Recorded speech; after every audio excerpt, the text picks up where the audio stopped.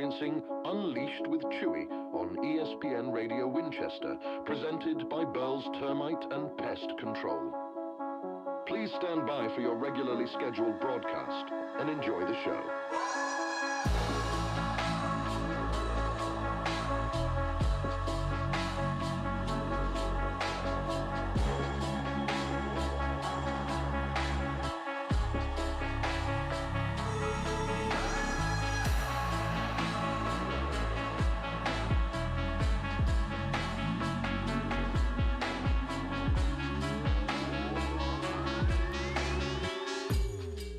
Welcome back to Unleashed with Chewy, presented by our friends over there at Burl's Termite and Pest Control.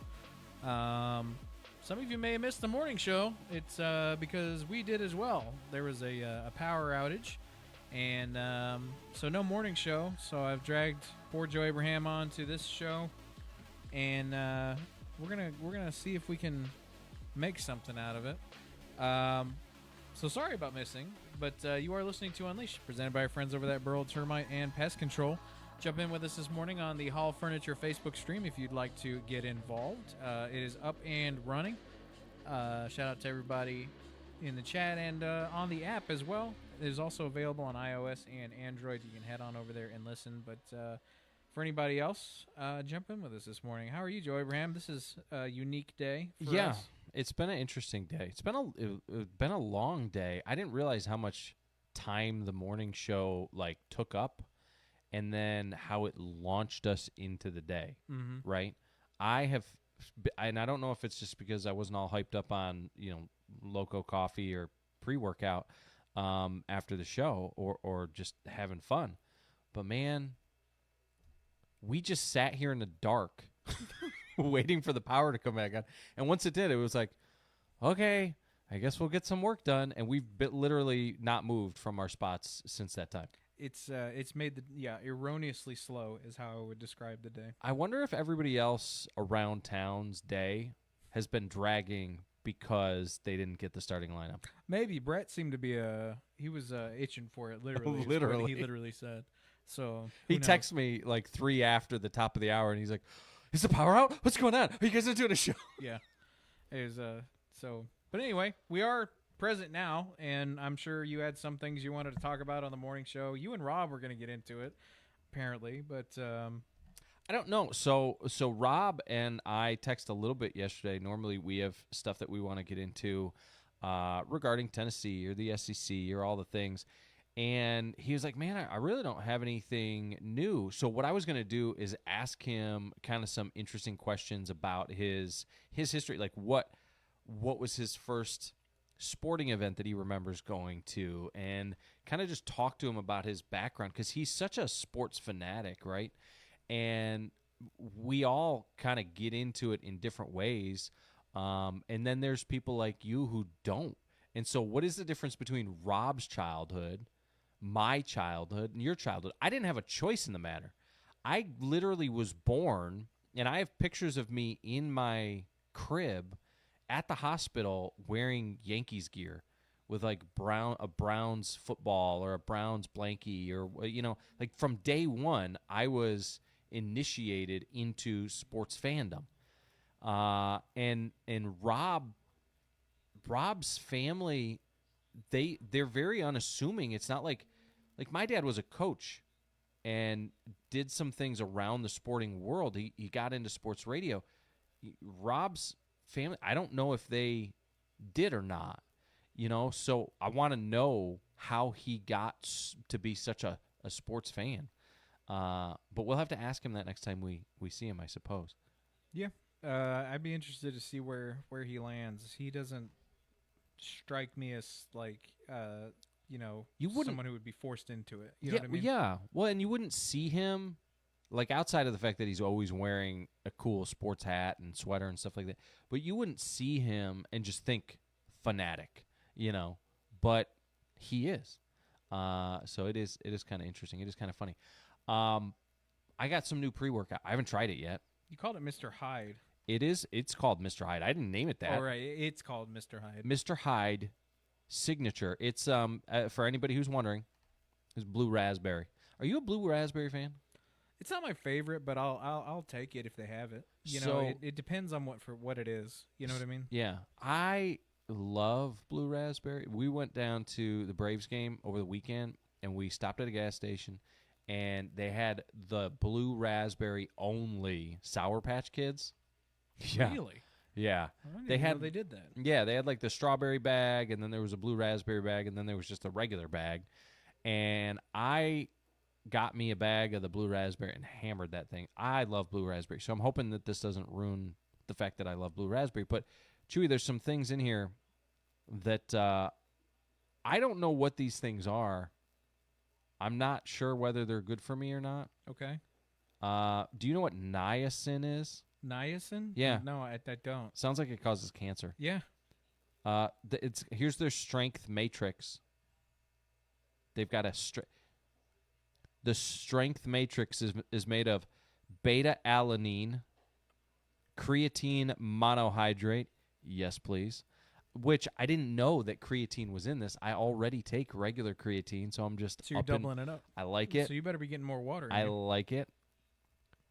Arginine silicate inositol. And then in parentheses it says nitrosigine, L-citrulline, L-aspartic acid. None of that sounds Natural? Healthy? good Normal? for me. Okay, hold on, though. Because outside of the strength matrix, there is also the intensity matrix, which includes choline bitterate, L-theanine, N-acetyl L-triosine, gamma aminobutyric acid, in parentheses, just says GABA. Okay. That's the intensity matrix. That's interesting. And then here's the stimulatory matrix. Caffeine anhydrous, dicaffeine melanate, malate. I don't know. It's got like 200 grams of different caffeines in it. I'm thinking this is going to get me jacked. I don't know. It kind of sounds like you're poisoning yourself for gains, but if it gets you hyped up, I guess. How much caffeine did it say it had in there, if any? Just regular caffeine anhydrous, 169 milligrams, which isn't a lot. And then this dicaffeine malate, 37 milligrams. Okay. That makes up the stimulatory matrix. Sure. All right. Well, I hope you get stimulated, I guess. It's on the medium level. It says on the back, it says level up your training performance. And the caffeine level is on the medium level. Okay. Well, I hope it works for your gains, I suppose. That does sound like a dangerous potion, though. Like, you know what I mean? I mean, yeah. Yeah. All right. So you were talking about growing up with sports, and this is interesting because we've touched on this a little bit. And I'm actually not completely alien to trying them. I'm just alien to enjoying watching them usually. It's just never occupied time in my mind. Do you know what I mean? Like it was never anything I was ever interested in. But my parents, neither of them were super big into sports either. My dad especially just did not care about sports at all. But when I was younger, my parents sort of like encouraged me to go and try things. You know what I mean? So they weren't even like, it wasn't even a big thing. So like I did lots of things. I did the t-ball and I did the soccer. I did upwards. I swam. So it's not that I was like super active as a kid, but I did try the sports. It's not for a lack of trying at the very least. It was just nothing ever really hooked me. Like I never had a passion for any of it. You know what I mean? Like I couldn't ever find, it never was in me. I was like, I don't get it, you know? Yeah. Like especially sports. Like there wasn't, I never got the fulfillment that I see so many of these other kids get. Like even when we would win, I would just be like, Are you like a competitive guy at heart? no, I'm just not. Which like, is hilarious because I am so extremely competitive and you're so not. And we're like two best friends that ever could. but maybe that's why we get along. Yeah, probably. It's because you let me beat the smoke off you, and you're like, Okay. Well, I mean, I don't know. For me, competitiveness would imply that I cared about the other people, like, who I'd be opposing. I just, like, you know what I mean? Like, I'm just like, I don't really, like, I don't, number one, for me, it's not about winning. It's about the fulfillment. And I just never got the fulfillment. Winning doesn't fulfill something for me internally. Like, Okay. like that for me, it's like winning is like fine and it's nice, it's positive, but it never like was like I need to win. So for people who are wondering, there was one time where Chewy and I played air hockey against each other. And I have destroyed everybody in air hockey pretty much that I've played. And so Chewy and I are going to play. And Chewy almost beat me. Now, he was on performance-enhancing substances at the time. I will say that. Yeah. I was on, yes. Yeah. I was on one that night. We'll say that. Yeah. For the adults. We went over to a good game, and we're playing, and I'm like, I don't understand. Now, looking back on it, it was before I realized how long his arms were, right? They give him that extra, like, whip motion on his shots. He's able to reach more pucks than I can. I mean, the guy is just built different when it comes to air hockey. As in incorrectly. But he is over there. He's over there just, like, making it look easy. And actually what I will say is it was kind of like he would hit the puck and he'd kind of miss. So every time it would come towards me, I'm trying to hit, like, a change-up. It's like trying to hit a change-up. And he's beating me, and I'm losing my mind. And he's just over there like, okay, I scored. Yeah. Okay. Did I score? Okay. He, like, did not care, and I'm losing my mind. Thankfully, I did not allow for that to happen, but it could have been the end of our friendship in a lot of ways. I think that you sensed it and let me win. I think that's part of it. Maybe. Brett says, thank goodness y'all are back on the afternoon. I was stressing about this morning. Yeah. And then he says, it's no fun to beat someone who isn't also competitive. Now, I will get into something where, like, I do want to beat somebody because they irritate me. Yeah. Like, there is that. But Yeah. if that's less competitive and more being like, I'm going to take this from you. Okay. You know what I mean? I'm on a different page than Brett. He said it's no fun beating somebody that's not competitive. No, I don't believe in that. For me, it's always about winning. And if I beat you and you don't care, then I'm going to tease you about it until you do. Yeah, I don't know. For me, it's like I just never have that drive in me to want to win because winning didn't, like you said, like for you, obviously, like winning is part of your ecosystem internally. Like if you win, like that's like it's a drug, and I think you know what I mean. And it didn't hook me. And you know, that's like the difference. you look at the DNA, and mine is just all W's. Speaking of Brett, we asked the question early on because our day felt like it drug on forever. And I wanted to ask you, Brett, because you do listen to the show every day, like the loyal listener that you are. Brett, did your day drag? Was your day, like, did it not start off on the right foot? Tell me that you missed us without telling you missed us in the morning. Yeah. Let us know. I mean, ours has grown to a stop. Andrew jumping in this afternoon. Good morning, Andrew. Or good afternoon, Andrew.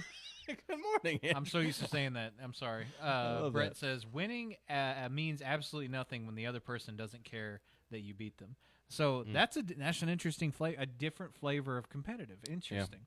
Yeah, I don't know. Like I get competitive, like if there's stakes, you know, like if I'm doing something and you mean steaks? Like I thought you meant like food. No. I'm not a steak guy. I don't like steak. Really? I just don't. It skeeves me out, honestly. Huh. I can't do a steak. I love watching people cook steak, and I love like that. Yeah. But I don't want to eat it. I love steak. There are like two really things that I love to eat.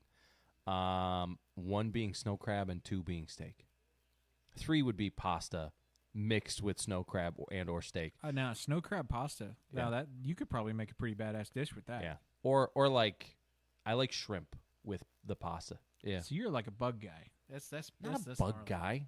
I'm sorry. I'm what not you just said snow crab and I'm shrimp. not a bug guy. Don't say that. You're gonna make me not like shrimp and snow crab. Seafood is not bugs. Shrimps is bugs. Okay, first sea off, bugs. yeah, They're different. and they're worse. No. If you saw what those animals eat compared to, I know they eat all the. just go and eat a roach, dog. They eat all the poop that comes hey, out. shout out to Burl's Termite and Pest Control.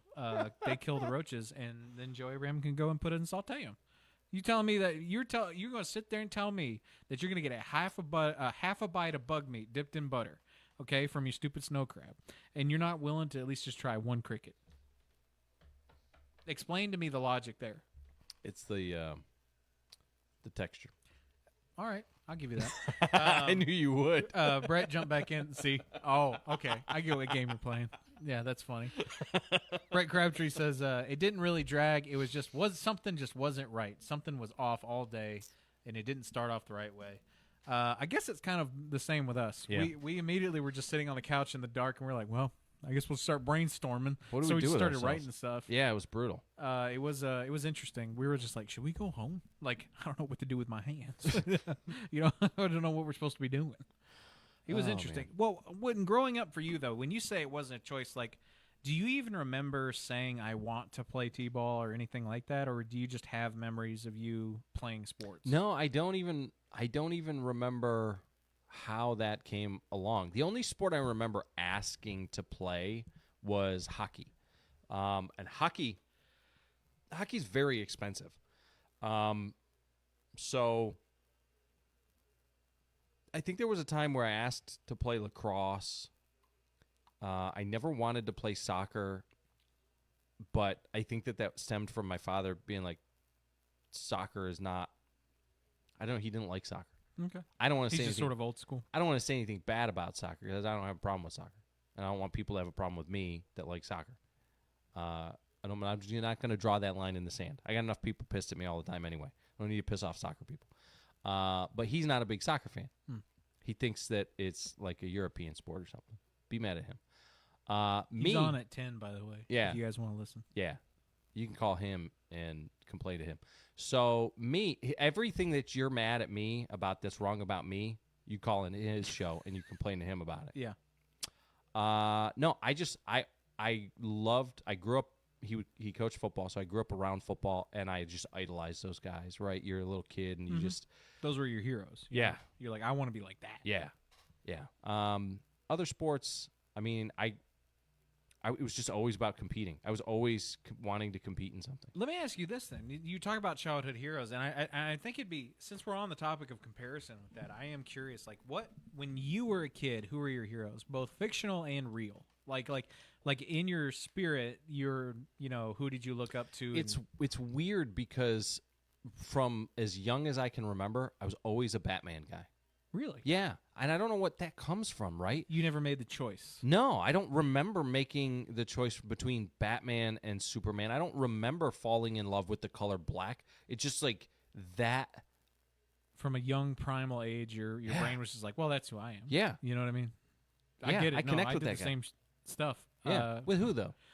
For me, it was, and this is going to sound weird, but Not coming from you, my friend. when I was a kid, I liked, like, when you asked me, like, who's your favorite Jedi, I would always say Luke Skywalker because, but the reason I would say that is because it's an easier answer. Right. What I wanted, I remember, like, as a kid, like, I wanted to do the stuff that Luke Skywalker did, but I wanted to be known like Yoda. Do you know what I mean? Yeah. Like, that's where I wanted to be. Like, I wanted, like, there was something about Yoda that was like just for me, just so like I was like I loved like the way he spoke. I love he made you think, but he also made you pay attention, and like the way people talk about him was like for me way cooler than anyone else in the series. You know what I mean? And like so that's who I wanted to be. Right. Somehow you ended up Chewbacca. Yeah, I don't even know how we got to that point. Brett says I would almost sleep in my baseball uniform when I knew I had a game the next day. Interesting.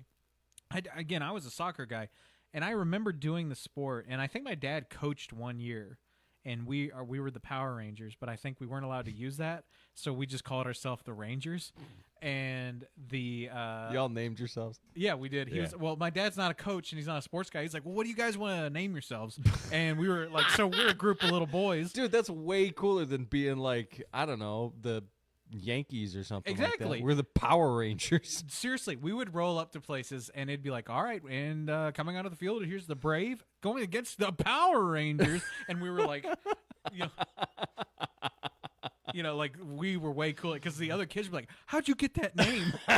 and we were like, "I don't know. He just said we could name ourselves." You've already won the game on the mental level. We had the shirts and everything. We were like, "Yeah, whatever." It had like the little Power Ranger thing on it and everything. That's awesome. We were fine. We were like, "I don't even care if we win. We already won everything." I would come out on the field to start and be like, "Pterodactyl." It was against the rules for us to wear our Zord watches, and because we would all show up with them. And Tyrannosaurus! Or they would like have the sword or the gun, and they'd be like, "You can't take that on the field." And I didn't know how to play really. Like I wasn't, so I would just like go to the other team and just listen to what they were saying and just zone out. Yeah. And they'd be like, "I think you're supposed to be on the other side." I'd be like, "Good idea." And I would just leave. It's like the meme that we saw earlier where Zordon tells the teenagers to be responsible with their powers. And it's like me pulling up to the club in my Mastodon. Right?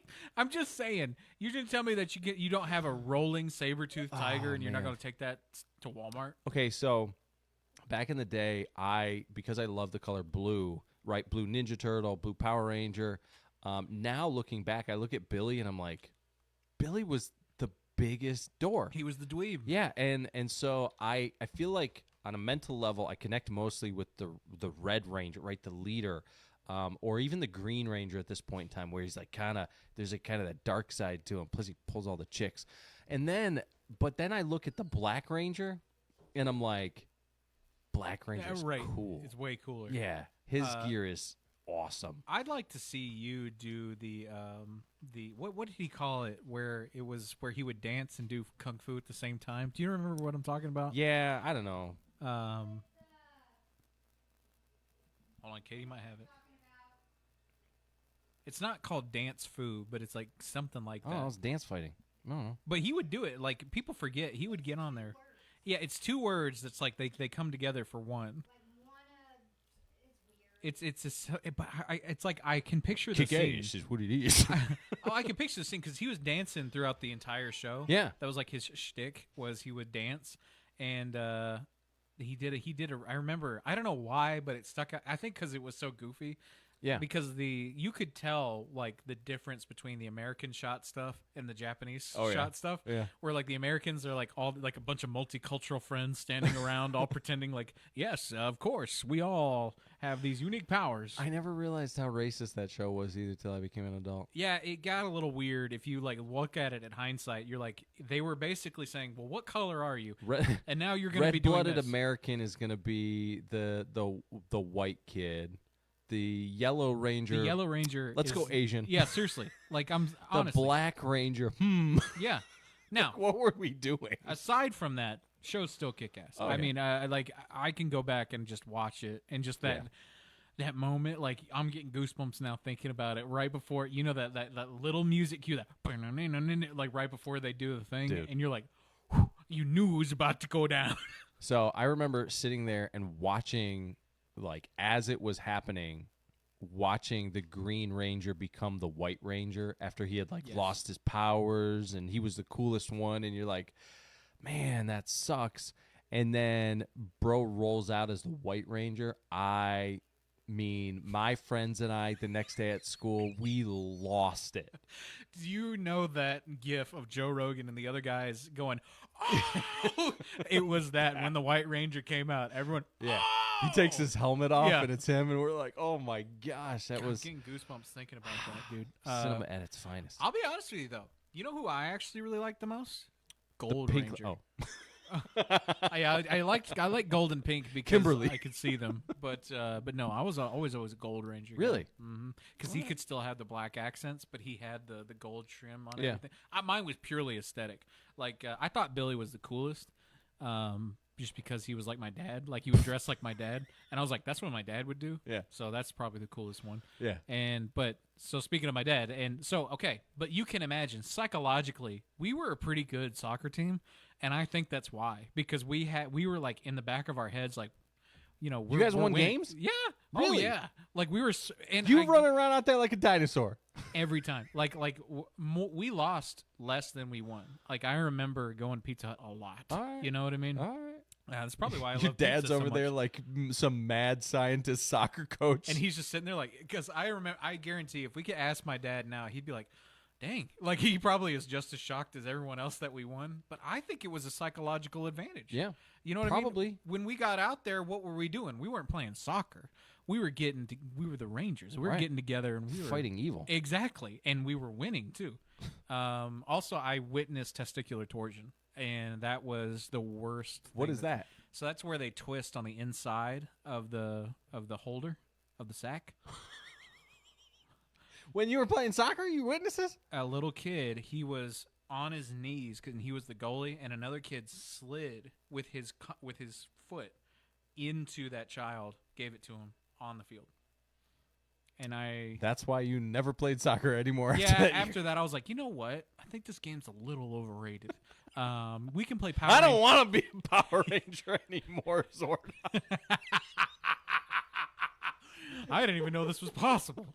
But no, they were very specific about our cups after that. Like the second one, they were like, you have to have them. You know, and we were like, okay. Oh, gosh. Brett jumped back in saying, how do you say that? Caparia? I think that's how you spell it. I don't know what that is, Brett. You're gonna have to zoom in on that a little bit. But yeah, I also did t-ball. I don't really remember much of t-ball, and I remember not liking it. Like, I wanted to be the catcher, so I wouldn't have to do anything. Yeah, you and Crosby are so much alike. I would just be out there like catching butterflies, and like and then here was my excuse is when I wouldn't catch stuff and I would just run away from the ball, I would say, well, the sun's in my eyes, so I can't catch it. So I would just go and retrieve the ball wherever it was. Right. Did not like t-ball. I really liked swimming. Swimming I genuinely liked, but I was not. How did you get into swimming? So my cousin and I, we went to the pool one day, and it started storming, and everyone, and we were allowed to swim inside, and the swim team was there, and my mom was just chatting with the coach at the time, and sort of brought it up that because we were wound up, and she was like, "Well, if he moves that much in the water, if he likes to do it," so it was just sort of brought up, and I had just quit the piano around that time. Oh. And so I just quit soccer and t-ball and piano. This was way on. Like I think it was probably about 6th grade, and I just quit piano. I didn't want to do it anymore, and so I had this like extracurricular space, and I think my parents were like, "Go, do something with that and time." You didn't want to play a sport because you were worried about testicular torture or something. Testicular torsion is what it's called. It's a real thing. You can watch it. It's the most horrifying thing you can ever see. Oh, dance fighting. Oh, he's talking about no. That's the real dance fighting. This is like so there is like a Brazilian style fighting style that it looks like a dance. Dance foo. It literally is dance foo. And they have like did you ever watch that show Ultimate Warrior? Do you remember this? It was where they would like get multiple martial artists on and then put it all in there goes the screen. But I haven't seen that before. They did one of a guy who was like a master at this kind of fighting, and they were recording kicks, and they had an impact sensor for the kicks. And the way they do it is they sling their body like 360 degrees and then come all the way back up to hit you in the chin. And he's like almost on the ground. And like that kick, he said, if he would have kicked somebody in the jaw, you would have just shattered it. And it was like it was super strange and intense fighting style. So that's a real fighting style. But the one that we're talking about was, that's awesome. I'm almost positive an improv scene from Power Rangers where he calls it something like break foo or something. Do you know? But I can't remember. But anyway, moving on. The way I got started with I remember him being swimming. all over the place, like always doing like the thing. Or he would be like on stilts and like still, and you're like, would you get down? You know what I mean? And he always had like MC Hammer pants on. Yeah. What was the 90s? I mean, it was okay. a lot of people. I'll give you that. All right, that's fine. I mean, I would wear MC Hammer pants now if the temperature. He was wearing like Zubaz or whatever they're called. Yeah. We gotta bring those back. Honestly, I would totally. Hey, listen, in the chats for Zubaz, I would totally wear some of those pants. 100%. If you do it, I'll do it. Yeah, I think up in Buffalo, I'm pretty sure they all still wear those. That style never died. Also, Jinkos. I'm still a fan of those. I'm not going back to the Jinkos, but the Zubaz I would do. Zubaz Jinkos crossover. That would be awesome. Kevin James would be all over that. But then I got into swimming, and the swimming was I actually enjoyed that. Yeah. But I wasn't passionate about it. I enjoyed it, but it wasn't a passion. Does it make sense? Yeah. And that was always an interesting thing that I noticed in sports for me was I would be in it. I'd be having fun. But I think I was enjoying the socialness more than the sport. Right. Does it make sense? Yeah. Like, I feel like I would have gotten the same level of fulfillment based on some sort of other group activity, you know? It's funny because there are a lot of athletes and coaches and things like that when they retire from the game or they step away or they can't play anymore, that's the thing that they miss the most, right? It's not the game. It's the locker room. It's the family atmosphere, which I think is why, and I don't know, stop me if I'm lying, if you're a veteran in the chat, I mean, that's one of the things that is probably tough to adjust to coming back. And again, I don't know. I'm speculating on this. When you come back to civilian life, you spend so much time with your family, your brothers, essentially, and every day you're up and you're close to them. And it has to be a lonely feeling when you come back and you wake up and you make breakfast and, maybe you have your wife and your kids, but they don't necessarily understand or have that kind of, but it just seems like it would be such a different atmosphere. But I don't know. Hip hop keto. That was it. There you go. Hip-hop Brett Crabtree. keto. Hip hop keto. Brett That's went 100% and what watched it was. like episode 3, season 1, just to figure out what the name was. Good Hip job, hop buddy. keto. I need a shirt of that. If I ever did any fighting style, that's what I would do. Mastodon, and then I would Master, you right in the face. Yeah. All right, well, let's go take a break. We'll be back with more of Unleashed after this. Stay tuned to ESPN Radio Winchester 1340 1069, presented by our friends over there at Burroughs Termite. After these messages. When we hear drug-endangered children, we may picture extreme situations, but substance misuse can affect any child through unsafe environments, unsecured medications, or even impaired driving. Protecting children is everyone's responsibility. The Franklin County Prevention Coalition partners with schools and law enforcement to raise awareness and provide tools that keep kids safe. Because when we work together to protect our children, we are stronger together. Learn more at fcpctn.org/DEC. This project is funded under a grant contract with the State of Tennessee Department of Mental Health and Substance Abuse Services. Got a project to tackle or a party to plan? Skip the stress and rent it instead at Reliable Rental in Winchester. From tools and heavy-duty machines to chairs, tables, and event essentials, they've got what you need to get the job done right. Whether it's work or a weekend celebration, Reliable Rental makes it easy. Stop by 2433 Deckard Boulevard in Winchester or check out everything they offer online at reliablerentalfc.com. Reliable Rental. When you need it, they've got This it. is Daryl from Columbus, previously from the Paul Feinbaum Show. I like your show. I've been watching you for years. I like you, but I don't like you. I don't know you like Tennessee or Alabama. I don't know which one you like, but I know you don't like the Auburn Tigers, man. Willie, thank you. I'm a little bit confused by liking me and not liking me, but you laid out your case very well. The Paul Feinbaum Show, weekdays at 3 Eastern on the ESPN app and on the SEC network. Why choose More Courtney Funeral Home? Well, they're a fifth-generation funeral home taking care of the people of Franklin County since 1905. They're committed to serving you, dedicated to providing personalized, professional, and compassionate service to help lighten your burden and help you out during these difficult times. More Courtney Funeral Home, 300 First Avenue Northwest in Winchester, 967-2222. More Courtney Funeral Home. This is Unleashed with Chewy, powered by Burroughs Termite and Pest Control on ESPN Radio 1340 1069 WCDT Winchester.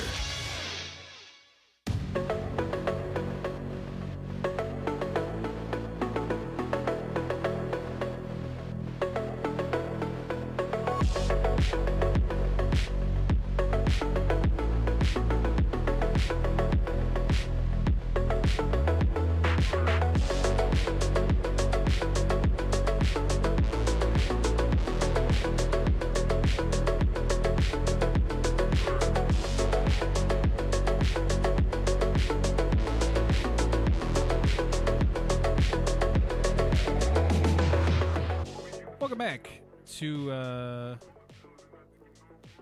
it's Unleashed. There you go. Thank you. I The forgot one what- we do in the afternoon. Yeah, I forgot about it. Presented by our friends over there at Burrow's Termite and Pest Control. Brett Crabtree, jump back in. I'll kick your Astodon.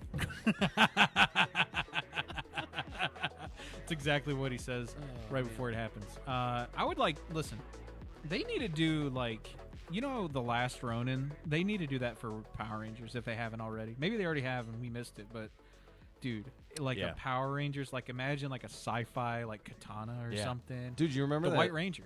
Yeah. And no, it's not even the White Ranger, but it's a guy who takes up the mantle of White Ranger without Zordon. Yeah. Rips his sleeves off. He's totally jacked. You remember that image? Yeah. That was awesome. That was possibly one of the coolest things you've ever sent me. ChatGPT. I don't like generative AI, but dude, that one cooked. Yeah. It hit the nail on the head. Okay, so real quick, one of the things I wanted to mention this morning that is sports related, but I think you'll find it funny. So there was a draft pick, a specific number during the NFL draft, Chewy. Every pick has a number, right? Like the first pick, the second pick, the third pick, and originally a certain team owns that pick number. So there was a pick that the New York Jets owned. They traded it to Cleveland. Cleveland then traded it to Jacksonville. Jacksonville then sent it to Las Vegas. Las Vegas then traded it to Buffalo. Buffalo then packaged it in a pick in a trade package to send to Denver, and Denver then sent it back to Cleveland. Wow. These were all different. Trades, right? Wow. So it wasn't like it just It wasn't big one move. guy ping ponging. Yeah, no, it was, and then the Browns picked Taylon Green, the quarterback from Arkansas, with that pick. But it went from 1, 2, 3, 4, 5, 6, 7, 8. It was like 8 different teams, or 7 different teams. What happened? It was it just kept getting packaged with another trade. Oh, I see. For other things. Interesting. Yeah. Well, okay. Well, I'm glad the Browns finally got it. The Browns had it twice. They had it twice.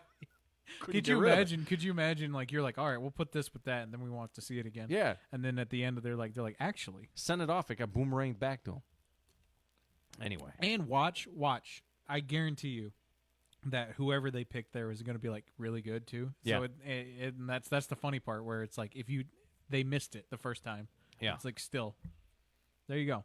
Goodness All right. gracious. Welcome back to Unleashed, presented by our friends over there at Burrow's Termite and Pest Control. Tune in with us on the Hall Furniture Facebook stream this afternoon. It's volume 7. We've already done 7 of these. Can you believe that? And I've got Joe Abraham, and this morning we skipped the morning show. We didn't skip the morning show. The morning show skipped us, okay? We just didn't feel like it. We woke up this morning, we're like, nah, it's all right. I walked in, Chewy's chewing on wires. Oh, man, we didn't do that. We should have done that. We still have time. But anyway, so I'm trying to look through some show notes here and find anything. Let me tell you my pudding guy story. Yeah, tell me about your pudding guy. Okay. I'm going blank. So what if I told you that you could take $3,000 worth of pudding cups, snack pack, like the little lunchroom snack cups, and turn it into $150,000 in free flights? Hold on. Yeah. Okay, wait. But what did he do? Okay. So this is genius. A guy in California did this, and the airline essentially had to honor it. In 1999, I don't know how I'm just coming across this, but this was a while it's ago. Tremendous.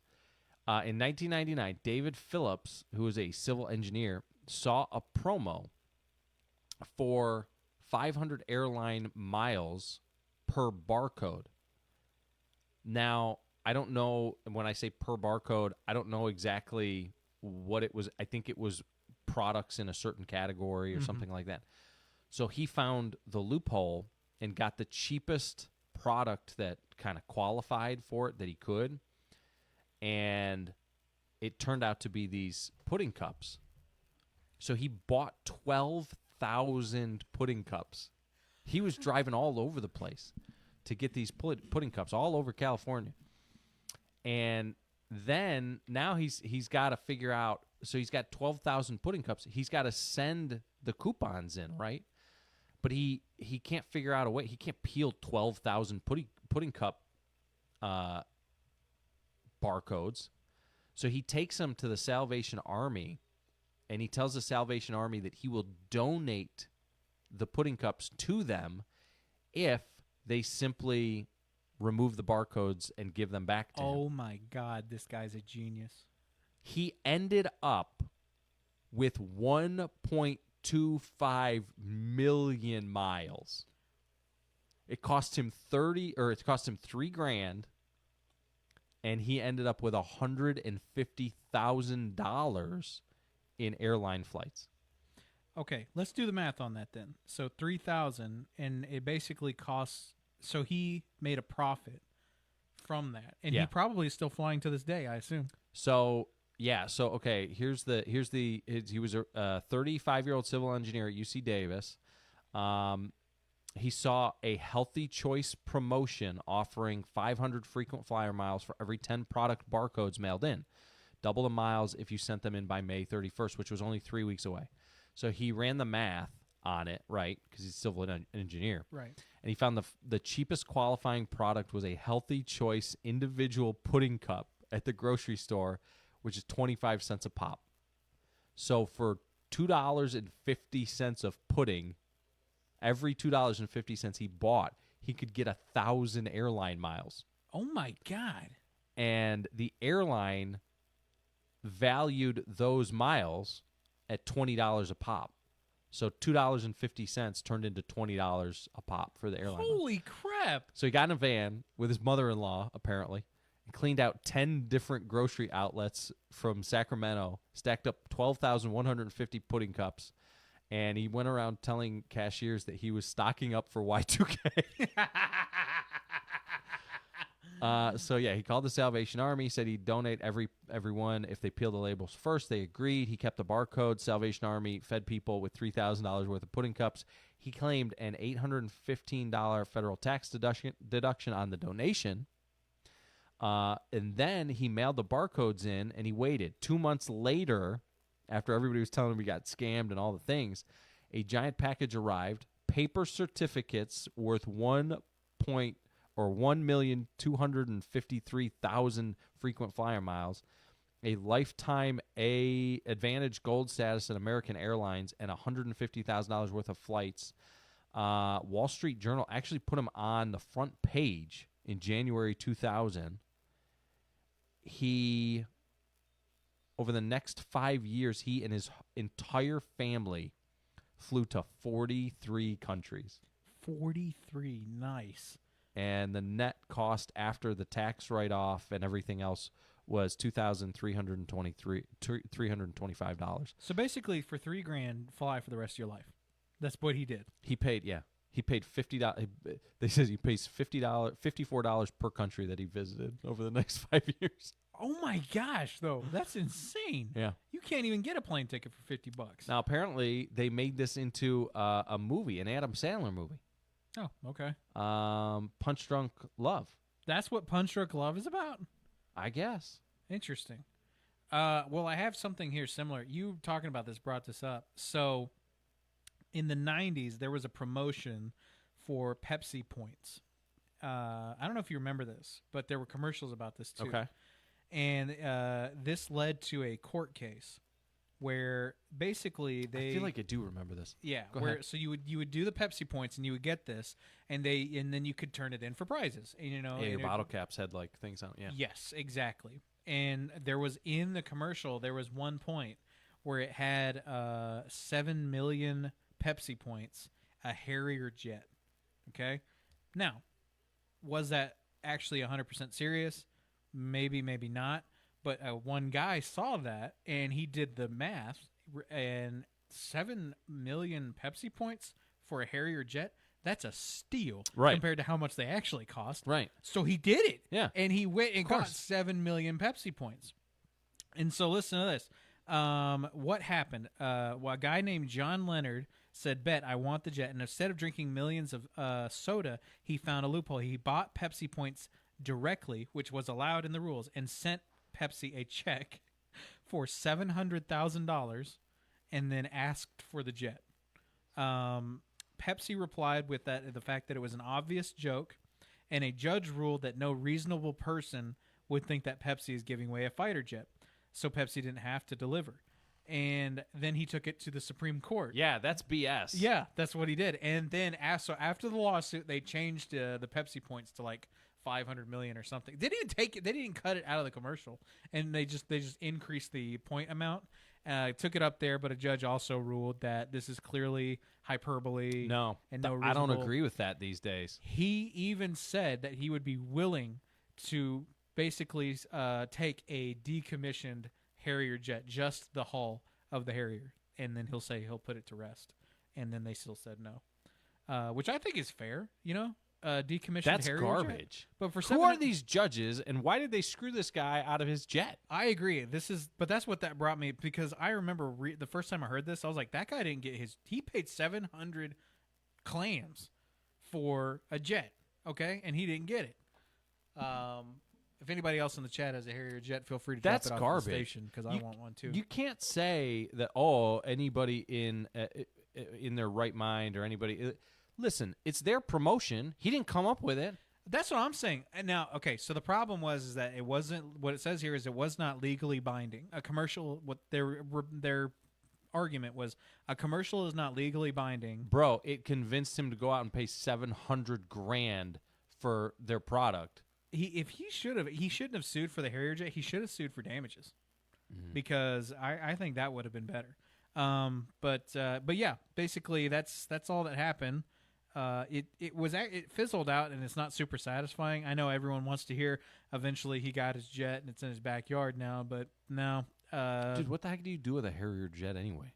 I don't even, dude. If I had a Harrier jet, I'm just putting it in the yard. Like, do you shave it and make it like not as hairy? All right, so we're gonna break here.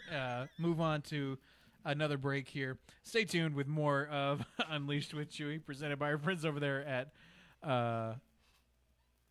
Burl's Pest Control and Termite. We'll be back with more. I'm in his head. No, you're good. I'm all right. Right, we'll be back after this. Just stay tuned. Around here, people take pride in their property, and Flagship Lawn Services does too. They offer reliable mowing, trimming, mulch, and cleanups at a price that makes sense. And with the Flagship Finish Guarantee, they don't leave until it looks right. No shortcuts, no hassle. Just a yard that looks the way it should. And that's quality you can trust. Call or text Flagship Lawn Services today at 239-849-4033 and get your yard looking its best this spring. Looking for a reliable car at an affordable price? Stop by Money Down Motors here in Deckard. We specialize in quality pre-owned vehicles with low down payments and flexible financing options. No matter your credit history, drive away today with a car you'll love and a payment plan that works for you. Visit us at 1945 Deckard Boulevard or call 931-962-3404 for more info. At Money Down Motors LLC, your ride is waiting. This is Joe Abraham inviting you to start your Wednesday mornings with a little attitude on the starting lineup. It's Where's the Beef Wednesday, when Chewy and I are joined by the one and only humpback swamp donkey Ricky Tips to air our biggest beefs. From sports to life, nothing is off limits. And we want to hear yours too. It's your midweek release valve. Where's the Beef Wednesday, every Wednesday on the starting lineup, right here on WCDT Winchester.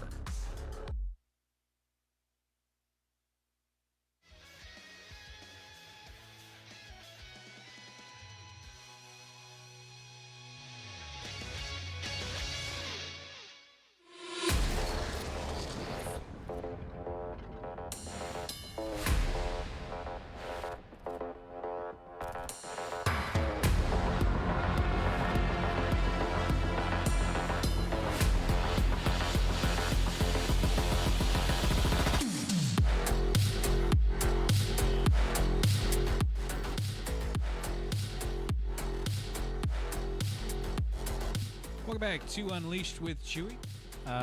Brett Crabtree says the literal definition of false advertisement, talking about the Harrier jet. Yeah, I would say so, right?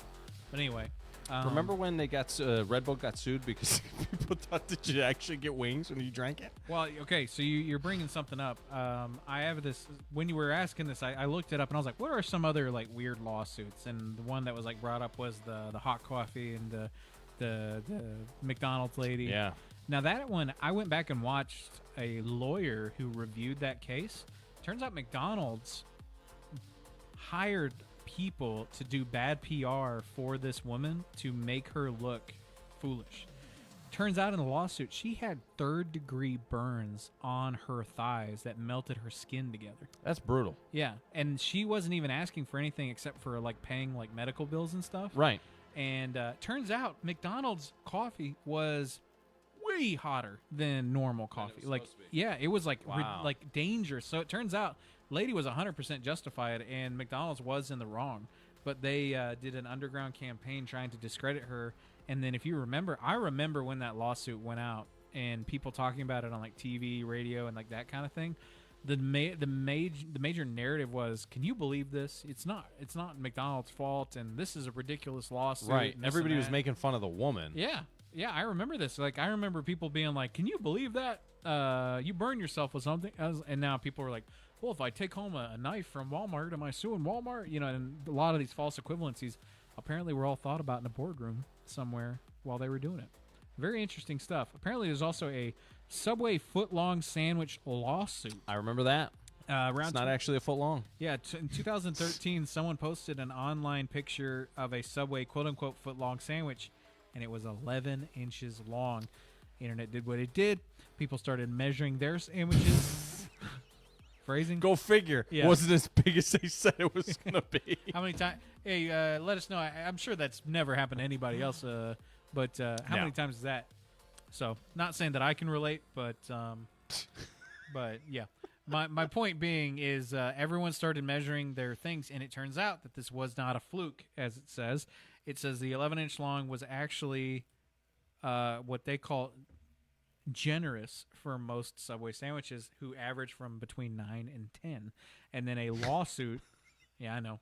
But then a class action lawsuit was done because they over the wording foot long for what they were selling. I never got any money from that. Yeah, I didn't either. I'm not a Subway guy. I don't like man, Subway. I used to get so much Subway. So wait, so let me ask this: so, did they make their sandwich bread longer, or do they stop using the word foot long?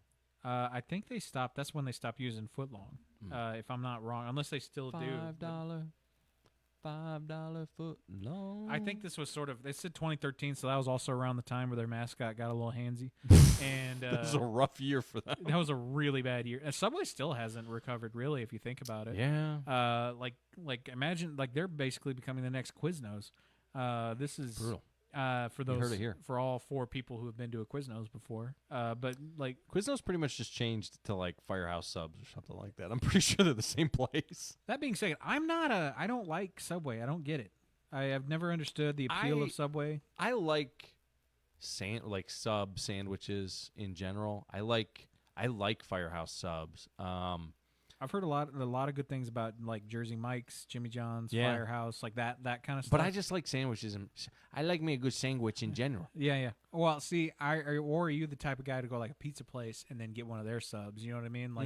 Like that kind of thing. No, too. I'm not. And here's the thing. So I'm weird in the way that if I go to a restaurant, I usually get like kind of what they're known for. But the other thing is, so like again, if I'm ordering from a pizza place, I won't get their pasta. I'll get pizza. You know, if I want pasta, I'll order from a pasta place. But I don't know where the heck I was going with this. Same thing with steak and other types of. The reason I don't like condiments on my food is because if I'm going to eat a steak, I don't want to taste A1 sauce. I want to taste a steak.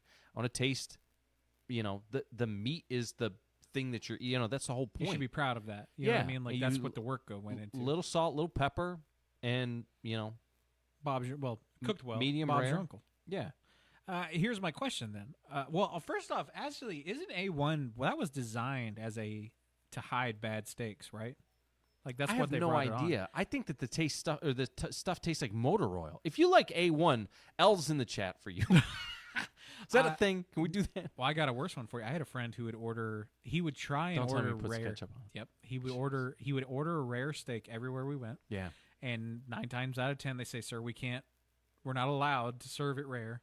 And then he would complain about it, and then he would order it, and then drench it in ketchup. Yeah. And when I say drench it in ketchup, I'm like talking about he puts on so much of it that now this table is like permeating that ketchup smell. You know what I mean? What a jerk. Yeah. But Ketchup is so bad for you, too. I It's don't got like, so much sugar and...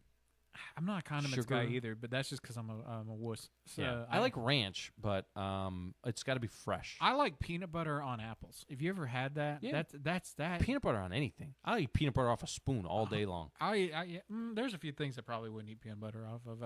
I'm thinking about it, but like cheese. I'll eat peanut butter off of anything. Yeah, I don't know. Cheese may not. Well, no, they've got those little cheese crackers, the cheesy cracker and peanut butters. Yeah, sandwich things. Yeah, so maybe not. I don't know.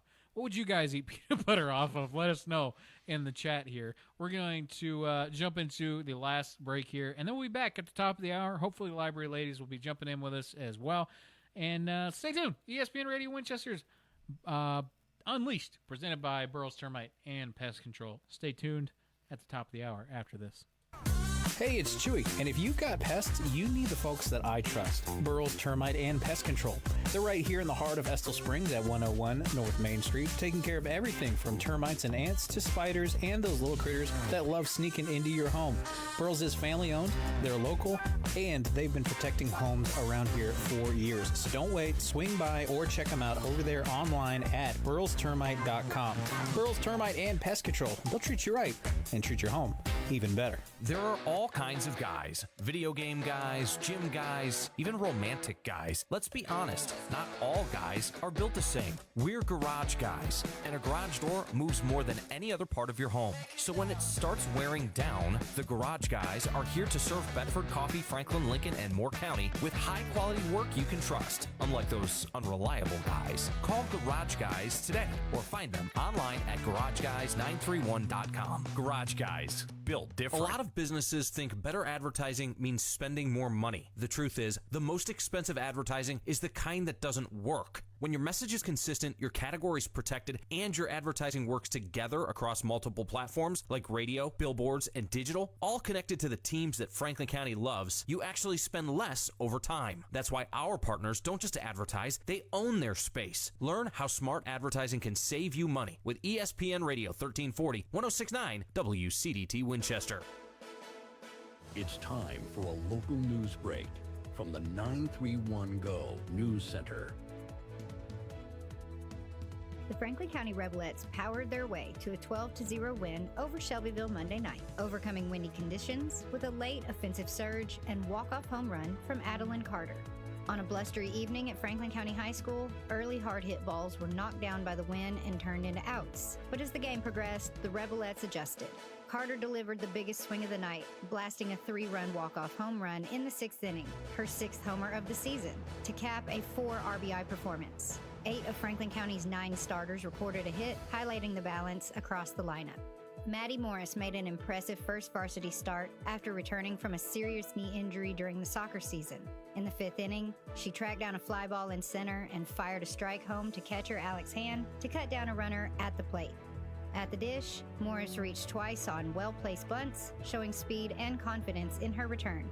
Victoria Nelson earned her 4th win of the season, tossing 6 scoreless innings with 6 strikeouts and working out of multiple jams. The Rebelettes broke the game open with 5 runs in the 5th and 6 more in the 6th to secure the run rule victory. In county news, Mayor Chris Guest continued his Manners with the Mayor campaign with a visit to Winchester Christian Academy.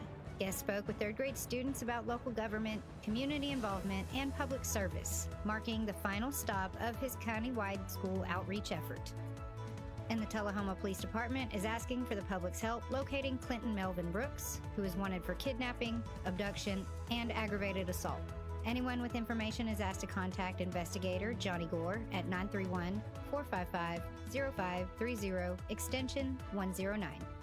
For more local news and sports coverage, visit 931go.com. Stay informed and stay connected to your community with ESPN Radio Winchester. Spring is a season of renewal, and at High Point Health System, With Ascension St. Thomas, your health is always in season. From routine checkups to advanced care, their dedicated team is here to help you feel your best today and every day. Compassionate care, backed by the strength of Ascension St. Thomas. This spring, take a moment for your health.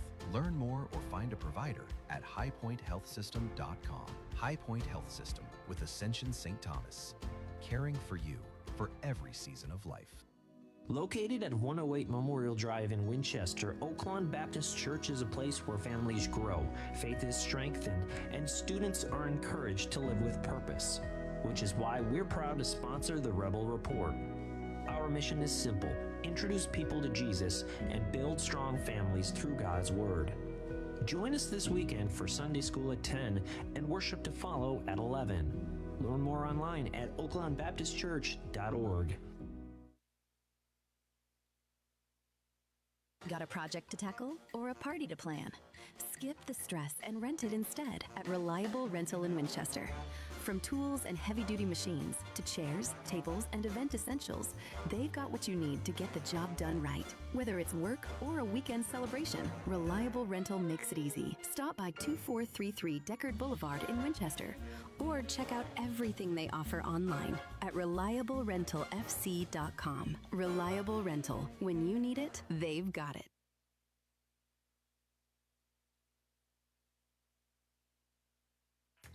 When life hits you hard, you need someone who will stand up and fight back for you. Andy Davis, attorney at law, serves Southern Middle Tennessee in personal injury, criminal defense, family law, bankruptcy, and more. Call today to set up your free consultation, where you'll get clear answers, honest guidance, and a plan built around your needs. Online at southerninjurylaw.com. This is an advertisement. Andy Davis, attorney at law, responsible for content. No representation is made that the quality of legal services is greater than that of other lawyers.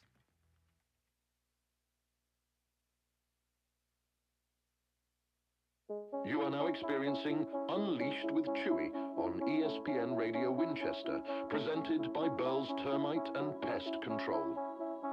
Please stand by for your regularly scheduled broadcast and enjoy the show.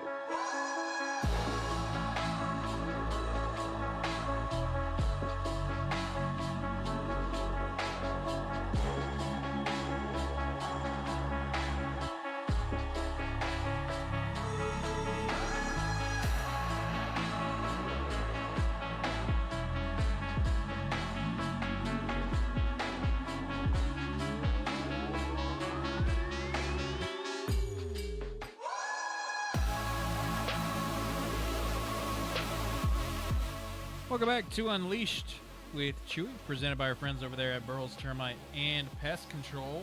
Got some surprise guests over here. Surprise for some. The library ladies are in with us in the afternoons on Tuesday from now on. Right. How are you guys? Good morning, good afternoon. Well, all right, my friends. Well, it's good to see you. I'm glad that you guys arrived and everything went well, and I'm excited. You guys have got a lot of stuff coming up on the in the summertime, and April is almost over. It is almost over. It seems like it just went by way too fast. Yeah. The whole year has. Yes, I can't believe that we're here. We've been planning summer reading all year long, and now it's almost here. It's almost here. Almost here, and it's like now the nerves set in. Is it enough? Did I do good? Did I plan it right? Did I do? Yeah, I You did 100% understand. Yeah, but I think it'll go great. You guys have had a while, and listen, we got a killer program director, all right, and you guys got all right. We've got all kinds of people out there at the library. Every single one of you. I did want to ask you guys, how did Library Appreciation Week go last week? Did it go well? Went well. Good. So I think we had some treats in. We did. A couple of people brought in treats. We appreciate it. Yeah, Tina and I was actually in Knoxville for a TNLA conference, so we were not there to partake of everything. But Tina did send flowers to the crew for Library Workers Day, so they're still on the front desk and looking really pretty. Well, I'm glad to hear that. I hope it all went well. You guys do good jobs out there, taking some time to celebrate the hard workers at the library. It's a good thing. It was fun on social media posting the baby pictures, and everybody trying to figure out who was who. Yes. I think every redhead that I posted, everybody thought it was Tina. Yep. Yeah. Even Jared, it's like she drives a red car now. Yeah. Well, Rachel did kind of look like Tina when she was younger. Yeah, Rachel. I was like, wow. And then the one of Chelsea, the one in the cowboy hat. That was cute. Wasn't it? That was cute. And then people said, that's got to be Brooke. No, it doesn't. So it was fun. And I knew when I posted mine, I'm like, okay, I what am I going to say? I can't say guess because everybody's going to know who it is.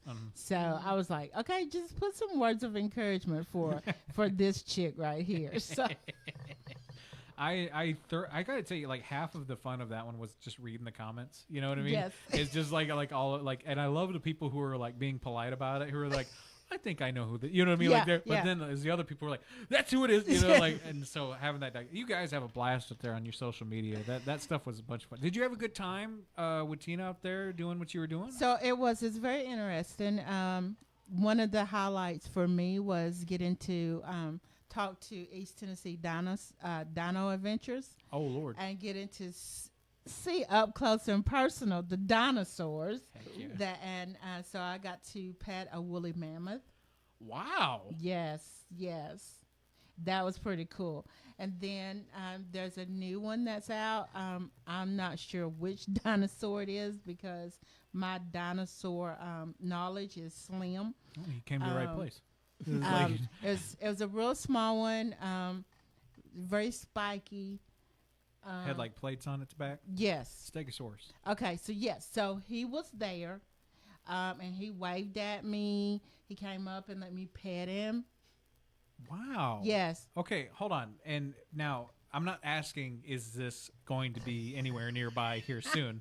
But if it were, is that something that we could even be speculating about? Or So not for this year. Okay. Because he's just a baby. Right. And he's got to get used to people first. Okay. And so, but he was doing really good with everybody. He didn't act really shy or anything. Well, I'm glad to hear it. So, yeah. So, and then I got to pet another one. It has a really long tail and the pointed beak like. Okay. And so that he was really nice to me. Well, I'm glad to hear it. So, yeah. It sounds like you went and saw some magic up there. I did. And I can't wait to bring this magic to the library. Yeah. Well, East Tennessee Dino Tales is going to be here, right? Just not the little guy. Right. Just not the little guy. So, yes. So, summer reading, like, oh, my gosh. I was sitting there today trying to plan out for the summer reading kickoff, which is the 23rd of May. So I was trying to plan out where everything was going. We've got Touch a Truck coming back this year. Where am I going to put the fire trucks? The police stations coming, and with their big Hummer thing. That thing is huge.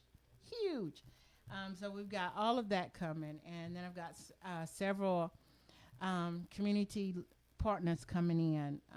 I have the Renaissance people coming in. They are a dental group, so they will be. Yeah. Okay. When you said Renaissance, I was like, they're gonna be like wizards and knights and stuff up there. Wait a minute. Yeah. Yeah. So it's a dental company, so they'll be there. Provincial Coalition will be there.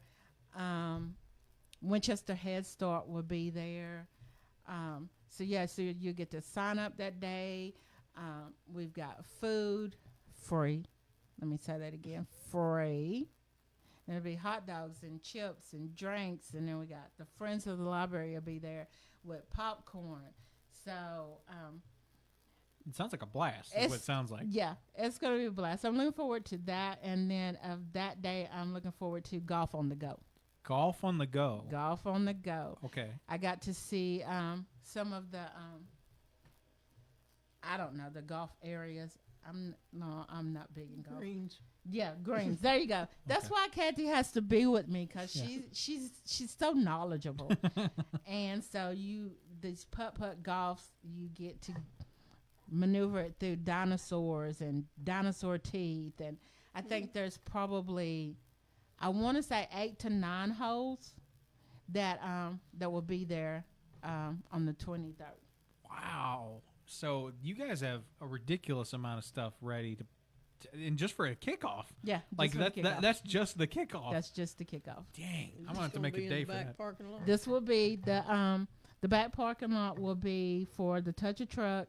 The side area of that back parking lot is for golf on the go, and then beside the building between our two buildings, we will have a T-Rex combo bounce house.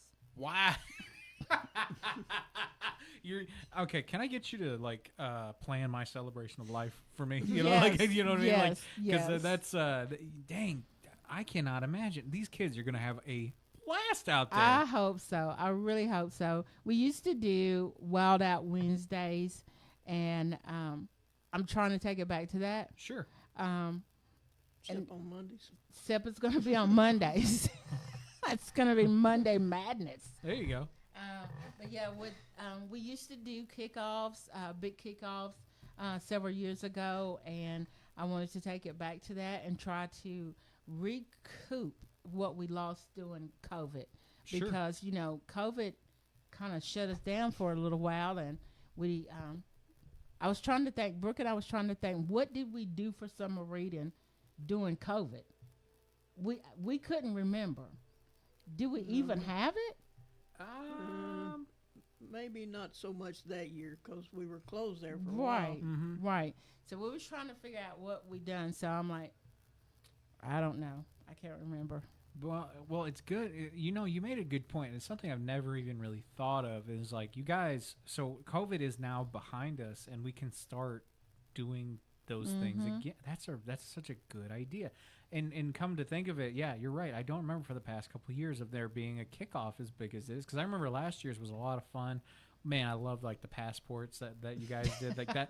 I don't know why, but like that little thing, that was the most fun. Like just going up there and getting the stamp and everything. But and we had a blast last year thinking like this is peak, but now you know what I mean. And we were like, this is great. We can win this and that. And all we got to do is show up to the library, And now this year, it's sounding like it's not even the same game. It is not. It is not.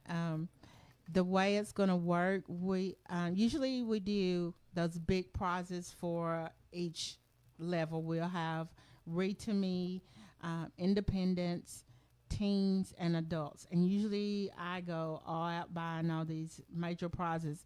But I did a poll, and everybody said they wanted experiences. Because you think about it, kids always get toys. Right. And they always get things. And so I wanted to bring some stuff to the area that people wouldn't necessarily be able to go to. Right. And free. I mean, it's free. So, like the dinosaurs that's coming, and then you get free hot dogs and free chips and free movies and things like this that you don't necessarily get to do on the daily. So. And something that everyone is welcome to of all ages. Yes. Like, that's a hard thing to do because there's a lot of, like, things where they'll say, well, it's free, but it's 18 and up. Right. Or it's, like, couples only. Or it's, like, a minimum of 2 people or something like right. that. This sounds like you guys are providing, like you said, experiences for things.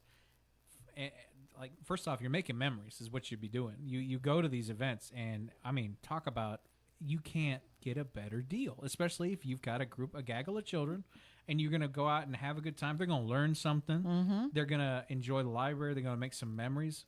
I got to say, I am thoroughly impressed, and it hasn't even started yet. And so I cannot wait for this. Yeah. It's gonna be fun. There's the number one kid sitting yeah, over there. right there. No. It's not about me, but I mean the biggest kid. Yeah. But yeah. Hey, I'm ready for that. And then of course we'll have your display with all of your dino stuff. Oh yeah, I didn't know if you wanted to talk about that. Yeah, sure. Yeah. Well, it's welcome to you whenever you'd like it. There's all kinds of stuff. So if you go to the library, you'll definitely see real fossils.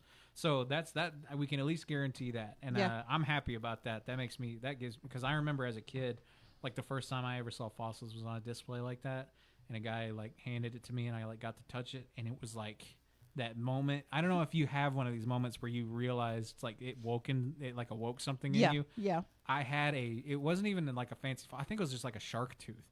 And I was like, oh, and I caught it immediately. And I went home and I was like watching Atlantis because I thought that was what that guy did, Yeah. And that it had all happened from a very organic place, just like something like that could happen with the kids out there now. So you think about summer reading and going back on what you said, a child holds that in their hands, and then, like you said, it sparks a moment, and then they go to school, and they're like, yes, this is what I did, and I want to learn more about it.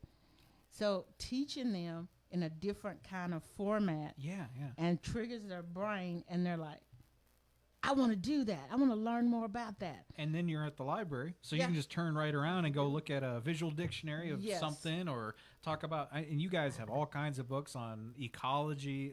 You guys have some great visual dictionaries, especially in the back with like a lot of the natural science stuff towards the history room. Like some of the even like cookbooks and stuff like that. Oh yeah, that's something that I wanted to talk to you guys about that, because I got a book I have to return in the other day. I don't know why, but I just never bothered to look. And I saw cookbooks, and I was like, "Man, we gotta make a segment on there one day and talk about cookbooks." Like, I need to go and grab one of these and then try it out, and then we'll say, here's all the meals that was brought to you by the Franklin County Library. we actually check out quite a few cookbooks. Yes, really? we do. Glad to hear that. Yes. Okay, all right. Well, we are gonna go take a quick break, pay some bills real quick, and then we'll be right back with more of the Library Ladies right here on Unleashed, presented by our friends over there at Burroughs Termite and Pest Control. Stay tuned after these messages. You shouldn't have to choose between quality and price. And with Flagship Lawn Services, you get both, plus the Flagship Finish Guarantee. That means every job is done right, or they'll make it right. No shortcuts, no hassle. Just a yard that looks the way it should. From weekly mowing to full spring cleanups, they've got you covered. Call or text Flagship Lawn Services today at 239-849-4033 and get the best value for your yard this season. This is ESPN Radio Winchester, where Franklin County comes to life. From local news and athletics to everything in between, we're proud to bring you the stories that matter right here at home. And it's all made possible by local businesses connecting with real people in our community every single day. When you support them, you support our local coverage. Over 75 years of Franklin County heritage. Want your business to be a part of it? Contact WCDT today. ESPN Radio Winchester. Franklin County plays here. Why choose More Courtney Funeral Home? Well, they're a fifth-generation funeral home taking care of the people of Franklin County since 1905. They're committed to serving you, dedicated to providing personalized, professional, and compassionate service to help lighten your burden and help you out during these difficult times. More Courtney Funeral Home, 300 First Avenue Northwest in Winchester, 967-2222. More Courtney Funeral Home. When life hits you hard, you need someone who will stand up and fight back for you. Andy Davis, attorney at law, serves Southern Middle Tennessee in personal injury, criminal defense, family law, bankruptcy, and more. Call today to set up your free consultation, where you'll get clear answers, honest guidance, and a plan built around your needs. Online at southerninjurylaw.com. This is an advertisement. Andy Davis, attorney at law, responsible for content. No representation is made that the quality of legal services is greater than that of other lawyers.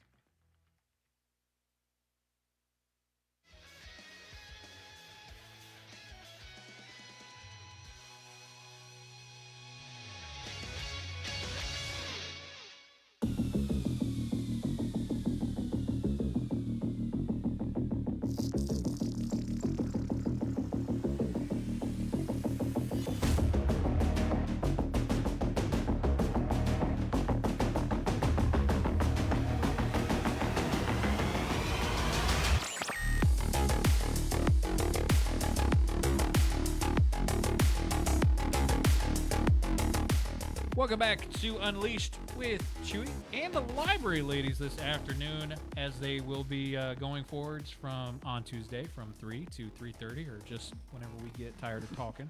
And Yeah, so tune in with us. Jump in on the Hall Furniture Facebook stream if you have any questions for them as well. I'd be more than happy to pass those along for you. We've been talking summer reading. I didn't know if we had talked about everything we want to talk about, or if you wanted to jump in anything else, or you want to expand on some stuff. You said you were giving away experiences, and I really liked that sort of avenue. That was a good way of putting that. It's because, like I said, kids get a lot of things, and having these moments with performers, there's something to just really remember and to be able to come back to, because we hear all the time like, oh, when I was a kid, I used to come to the library summer reading, and we had so much fun. That's what I want this next generation to be able to have. Yes. It's like, yeah, when I was little, I went, and now I'm bringing my kids back, and that's what I want. That's what I want. Well, yes, absolutely. Because like I've said it before, but I'll say it again. I can like perfectly like crystal clear memories of me, and I remember sitting. It was in the library, and I can picture it exactly the way it was. The summertime, and I turn around, I can look at the windows, and we were reading Cat in the Hat and Green Eggs and Ham.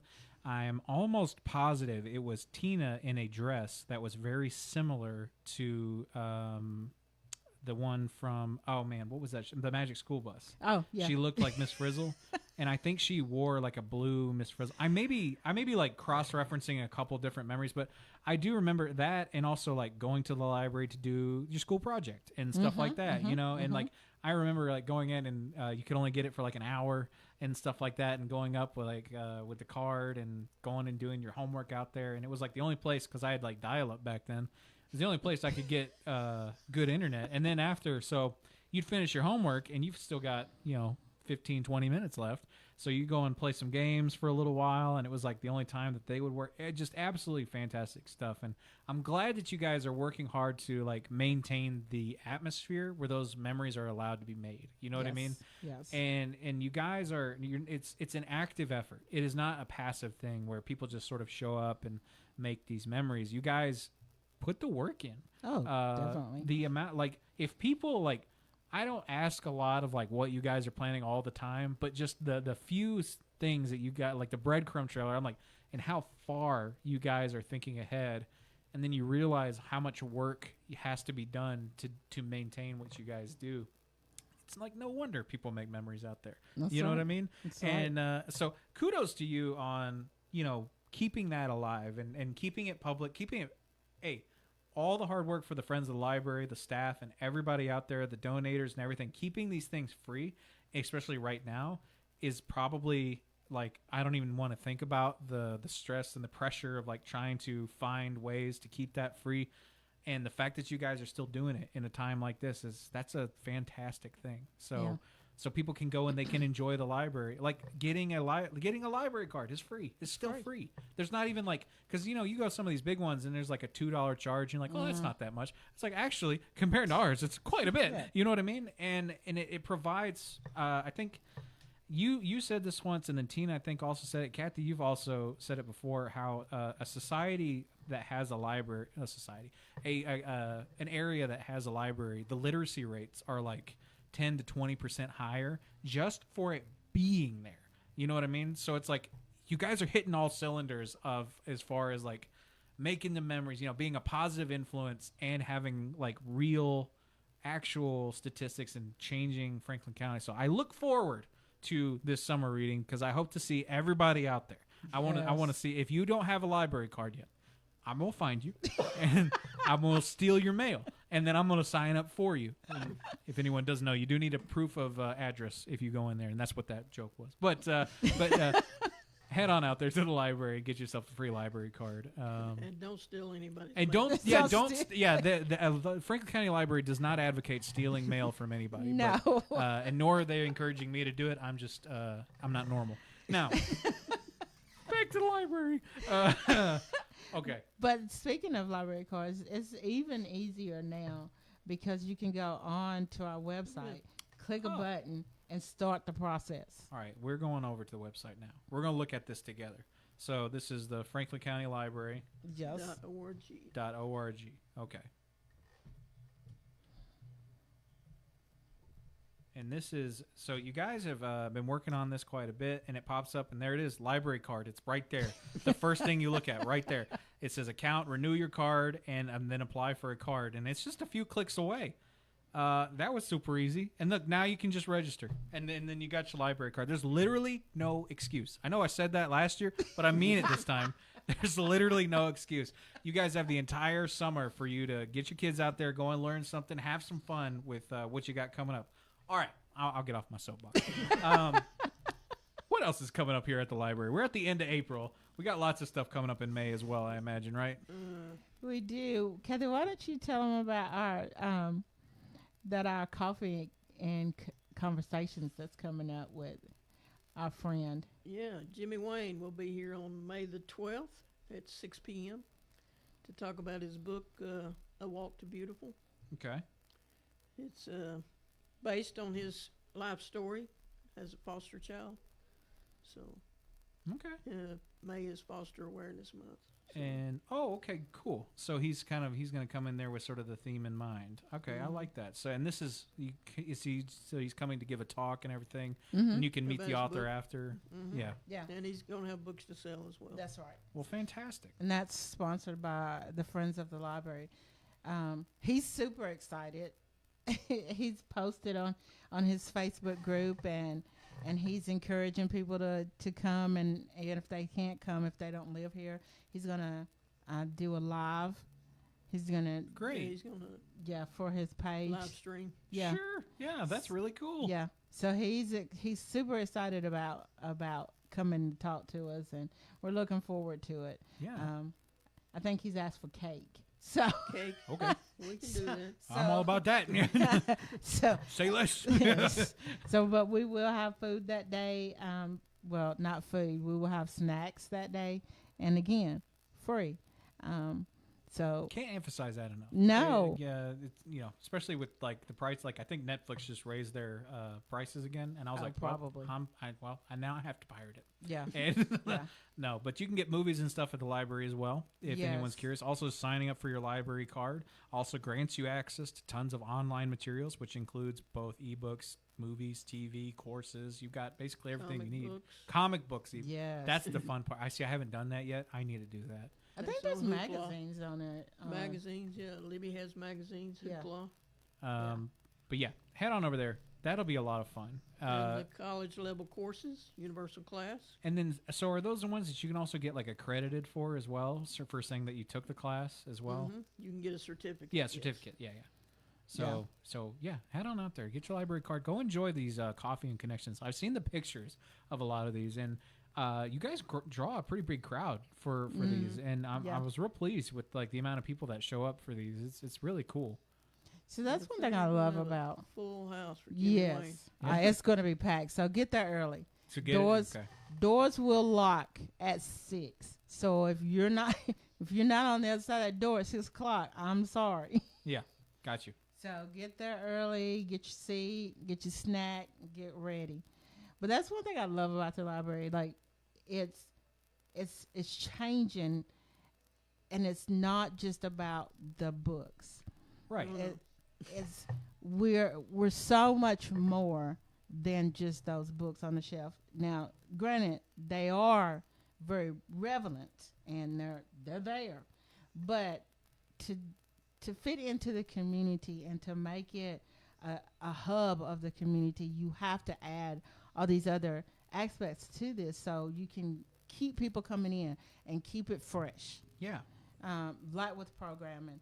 And one of the things I love too that I don't think people really realize what we have. You can get computer help free. You don't have to pay anybody.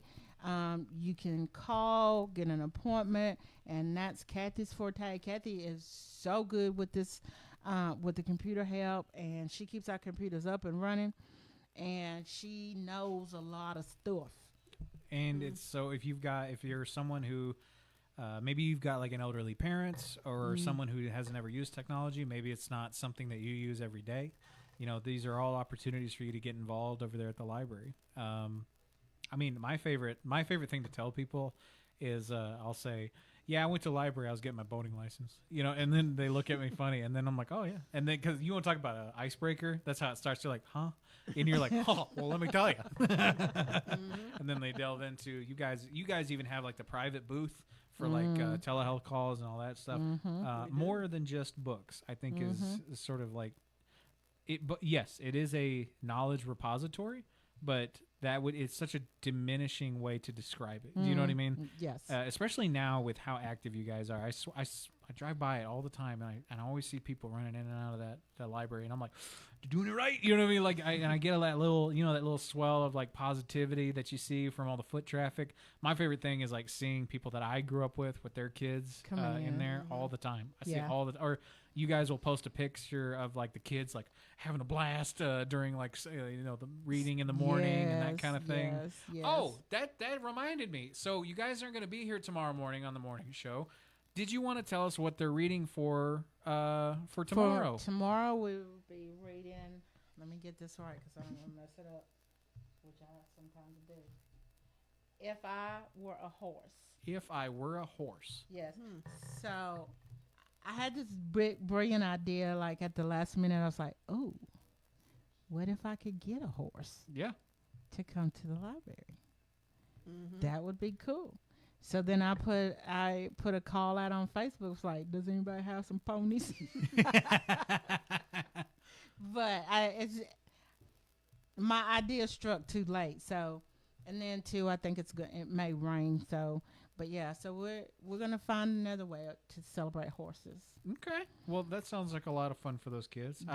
I love the pictures of them. You got a lot of costumes. Do you have a horse costume? Don't have a horse costume, but like thinking about it, I should. Like the 2-person horse costume thing. Me and Tori totally need to do that for Halloween. That would be hilarious. That'd be cool. Man, no, you know what I need is that those inflatable ones where it looks like you're riding the horse, where it makes you have the horse's legs. Oh yes, that's what I need. Yes, yeah. Get a cowboy hat on. Shoot, I'd show up. I'd show up for that. You'd be like, I need a cowboy. I'd be like, I'm here. I am here. What time do you need me? Yeah, I'm gonna get dressed up here soon. Star Wars, May the 4th. May the 4th. Yeah, and the Mandalorian is jumping out. I think maybe even that day or around that day. So you'll see a stormtrooper running around Franklin County every now and again. Everyone stop on by the library. Yeah, just text me. Like it's like, hey, I tell you what, Miss Renee, I will text you when I put it on. Okay. And I'll be like, you just let me know within the next 6 to 7 hours, depending on how long I wear it. Yeah, I'm all about that. It's Monday. Is it? Oh, it is this. Is it coming? This upcoming Monday? See how soon that gets right up on me? Wow. Dang. Okay. Because next Tuesday is the 5th, correct? Next Tuesday is the 5th. So we don't open until 12 because of staff development. Okay. So you guys are taking some time to watch Revenge of the 5th. And no, we're actually be doing some training. Oh, right. My bad. Yeah. We're going to be doing training on AI. Really? Yeah. Okay, that's an interesting place to go. Because we haven't ever really brought that up very much in that. And for people who don't know, I write quite a bit myself, and I abstain from generative AI. I think it's poison for the creative. Not saying that things made with AI are poison. I'm saying outsourcing your creativity, you're going to weaken that muscle inside of you. Where if you're a creative person and you're like generating ideas from an external source, watch how quick that muscle for thinking of things like goes away. But I am more than interested. I'm sorry, that was a side tangent. Just saying, if any aspiring writers or screenwriters, don't use AI to come up with ideas, but use it for like research. That's where it comes in is good. Yeah. And I guess so as far as AI goes, not yet. That could someone come to the library asking for help with AI yet, or is that sort of what this is for? Probably not yet. We're delving into it, learning more about it so that we can help. You said you like computers. Do you have any opinions on AI so far? Well, same as you, yeah. It has useful purposes, but just let it do everything. No.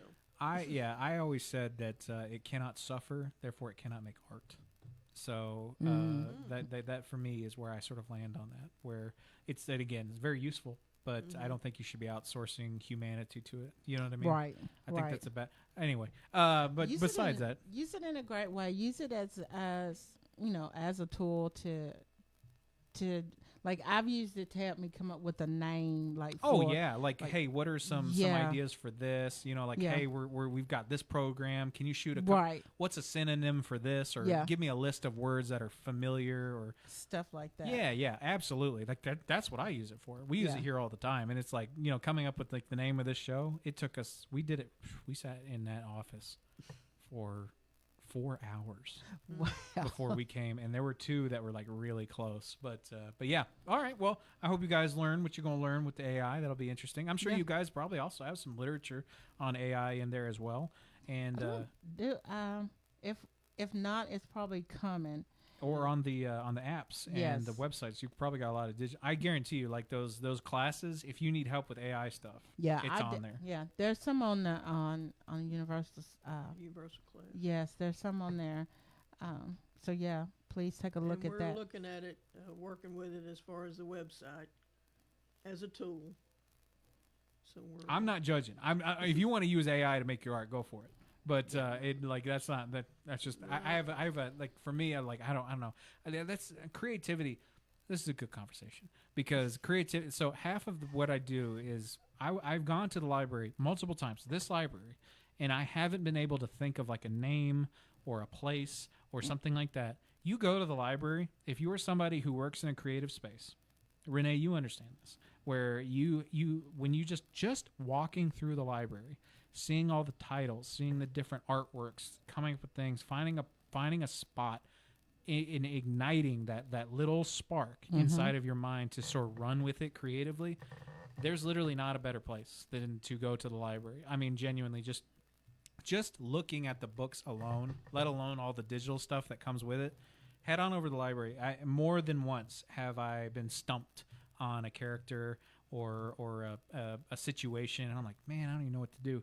And then I remember, I'm like, oh, we have this fantastic free library like two feet from my house. I better go over there. And yeah, it happens every time. So head on out to the library for all intents and purposes. Yeah, for all your needs. If we don't have it, you can put you in the right direction. We can refer you to somebody. Yeah.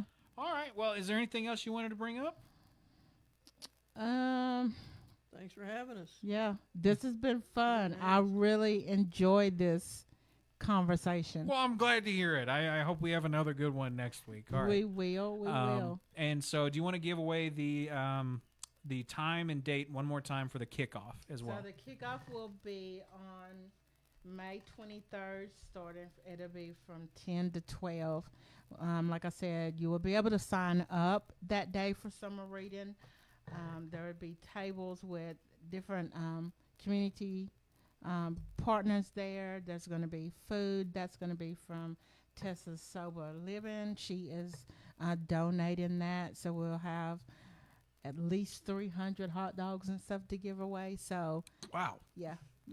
Oh. And all free. So come on out and join us on the 23rd from 10 to 12. We look forward to having you, and let's kick off the summer.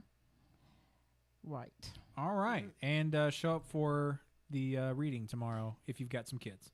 And on May the 12th for Jimmy Wayne. Let's show them that hometown hospitality. All right. I like it. Well, thank you guys so much for jumping in. This was a fun first one. I think we had fun this one. It was good. It was good. All right. Well, thank you both for hopping in. We will see you again next week. For the rest of you, hey, stay tuned. ESPN Radio Winchester 1340 1069's Unleashed, presented by Burrell's Termite and Pest Control, coming up with more after these messages.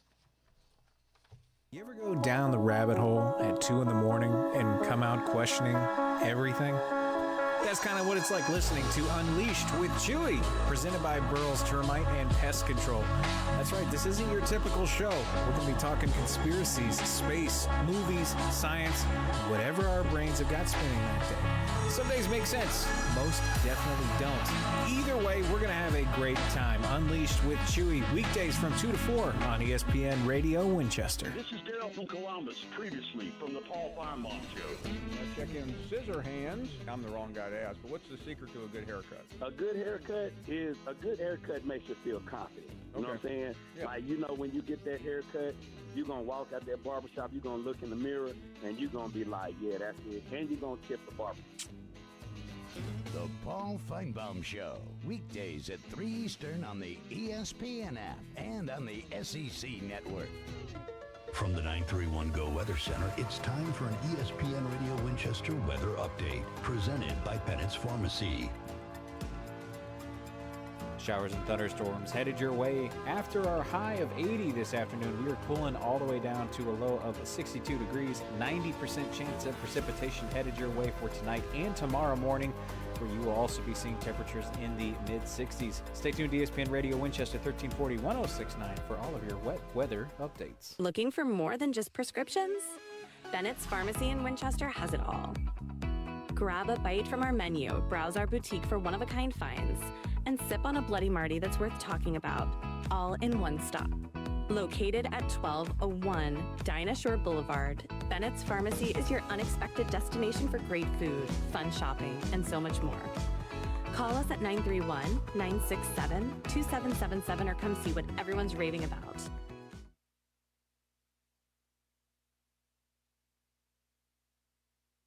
Regional Health System, Winchester and Suwannee are joining the High Point Health System with Ascension St. Thomas, a health network serving communities across the state. We're working together to expand access, improve clinical quality, and keep you close to home throughout your care journey. Your favorite providers aren't going anywhere. It's the same care you know and trust, now with a new name, High Point Health with Ascension St. Thomas. Learn more at highpointhealthsystem.com.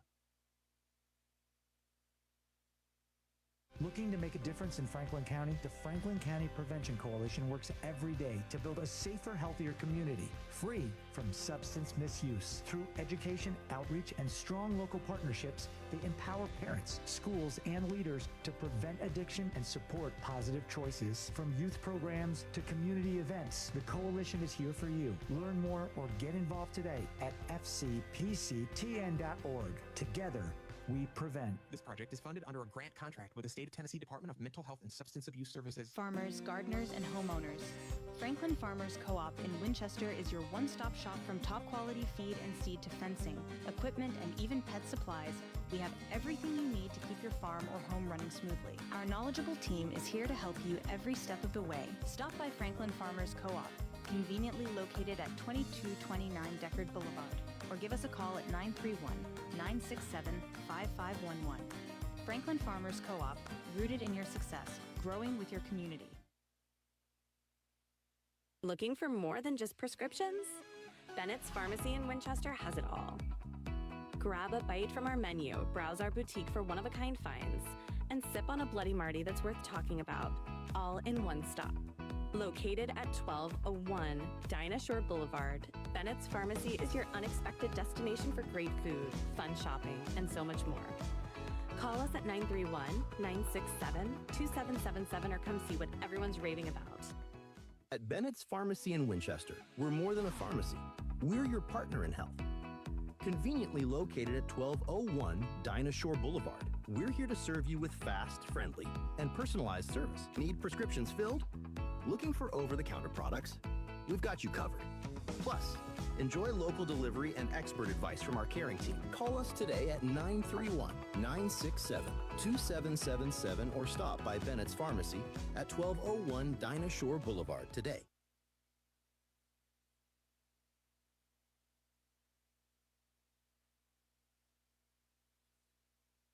Looking for a reliable car at an affordable price?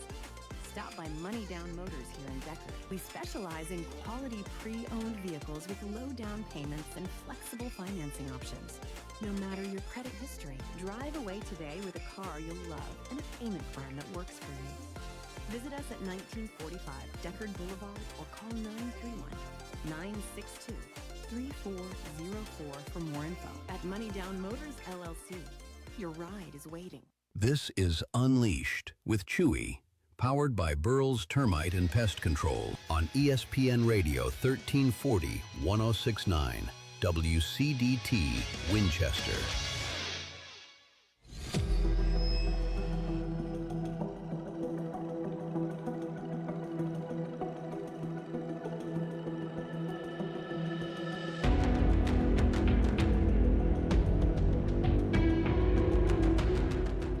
ladies and gentlemen, to Unleashed with Chewy, presented by our friends over there at Burroughs Termite and Pest Control. Give us don't give us a call. I'm not going to pick up calls. Like, we do have a phone line. If you know what it is, go ahead and try, but that's not my vibe. But you can certainly try it. But hey, shout out to the library ladies. Head on over there to the Franklin County Library. They got all kinds of stuff and more. Get yourself a free library card. By the way, anytime that you hear us talking about any of those events from the library, those are almost always completely free. Every now and again, you may have to, pay for a snack or a drink or something, but the experience, it's always free. And so yeah, they gave me a lot of these events coming up, and I cannot wait to talk about these. This will be a lot of fun. Me and Joe still need to get out there and do some Tai Chi. I don't know how wise it is for me to start learning a new martial art with Joe. I don't want to get too good at it, but that may just be me. Thankfully, Brett Crabtree in the chat earlier, he let us know about what was it? Hip hop keto. And I don't know if I should be even doing that. I'll be honest with you, because I'll tear up a dance floor pretty good personally, and make it a little bit of a wild child kind of thing. But I don't know if I should start bringing some swings into this, especially with like Joe. I pick on Joe enough during the morning show. I do not need to give him better abilities to come and strike me. But I've heard that Tai Chi that's not actually what it's for. It's actually a relaxation and exercise thing. So no need to worry. Head on over there. They do those Friday mornings, by the way, at 8:30 a.m. At the library. So maybe me and Joe will get in there one day and do some exercise. Joe wants me to get into the gym really bad. But maybe this is the way that we both get together and start exercising a little bit, yeah? And then maybe we become a little bit dangerous on the other side. I don't know. If you guys do some Tai Chi or anything like that, let us know. My mom does that swim aerobic stuff. I'll be honest with you guys. I thought that was just for, like, old people. Dog. Swim aerobics slaps, okay? The swim aerobics, first off, it is basically like a social call for all the people who have the best, juiciest gossip that you've ever heard of. And even like juicy gossip for people that you don't even know. It's like, well, my son-in-law, he done stole 17 four-wheelers, and now he's on the FBI's most wanted list. And you're like, what? I don't know he should be saying that. Does he care that you're telling people? Now, you don't say that. You just think it, and you go, really, what happened? Because, you got to get the tea, right? You got to get the juice. And but listen, heading on off to like swim aerobics in the morning, and listen, the exercising is so light, so approachable. That's what I'm talking. Like, I love swim aerobics. I gotta say, fell in love with it immediately. That's my kind of exercise where you just kind of float around and talk. Yeah, that's sort of my thing. None of this like time under tension and extravagant use of barbells and all this, and looking at a mirror all day. I don't need to do that. I don't even show up in reflections anyway. Does anyone else have that disease where you look at yourself in the mirror and you don't show up? I don't know what that is, but I've got it. I think it has to do with something with my color blindness. Honestly, I'm not really 100% sure what that is, but it does happen, and it makes the gym very uncomfortable watching my clothes hop up and down, struggling. All right, Joey was in here, and they were telling us about some of these like lawsuits or something like that, and we were talking about in particular the Subway footlong incidents. We were also bringing up the Pepsi points incident, and I don't know if you guys remember, but there was also a McDonald's incident that did this. And now here recently I saw that McDonald's had their Monopoly things back. Now I'm pretty sure they got in trouble for that as well, because it came from like an old thing. And let me ask you this: how many times are these companies going to get out there and do this before they realize that they just cannot be beaten? Like, how many times are we going to repeat this before we realize that somebody's going to do something stupid? When you get to a certain size of a company, you can't like do these things anymore, because then like the math kills you. How many like point-based things or collection-based things do we have to do as a society and then ruin before mega corporations are like, hey, maybe it's not a best idea to bet against math just because the guys in your marketing team were not smart enough to do this? Like, I think honestly, to come to think of it, if you are a marketing team, maybe, especially for like a multi-million, even billion-dollar like team, maybe it would be wise to hire a mathematician because it's like you're thinking like we'll sell so many extra things on this and this and that, and we just have to sell this many and we've already made our money back. Ask one of these mathematicians first before something happens. There was here's a perfect example. Vegas. It happened to Vegas where there was a group of mathematicians that literally they got together and were like, what are the odds of us winning if we went in and did this? And then when they were asking, they weren't asking like, well, what are the odds of us doing that? No, they meant like literally what are the numerical values of us walking into this place and winning this amount of money? And they were beating the casinos, and they're eventually banned. So this is a thing that does happen. Going back though, I did want to talk about this. So the McDonald's monopoly fraud scandal. Now this was during the early to mid-aughts, early 2000s, as it were. And let's see. The game was basically rigged the entire time, not by McDonald's directly, but just one guy called Jerome Jacobson. He worked security for the company, printing the winning game pieces, and he stole the winning game pieces, gave and sold them to friends and random people, and then took a cut of the prize money. Millions of dollars in prizes were going to people connected to him and not random customers. What happened was the FBI caught it, and get this, from a tip from the mafia who went and told the FBI about this. First off, anyway, they're mad that they weren't involved. That's why, I bet. But what basically this led the FBI down the rabbit hole to find this guy who had been basically so if you remember, not this recent one where they did the monopoly thing, but the one before that, if you were participating in that, you got scammed out of possibly millions of dollars by this guy. Hey, Joe Abraham.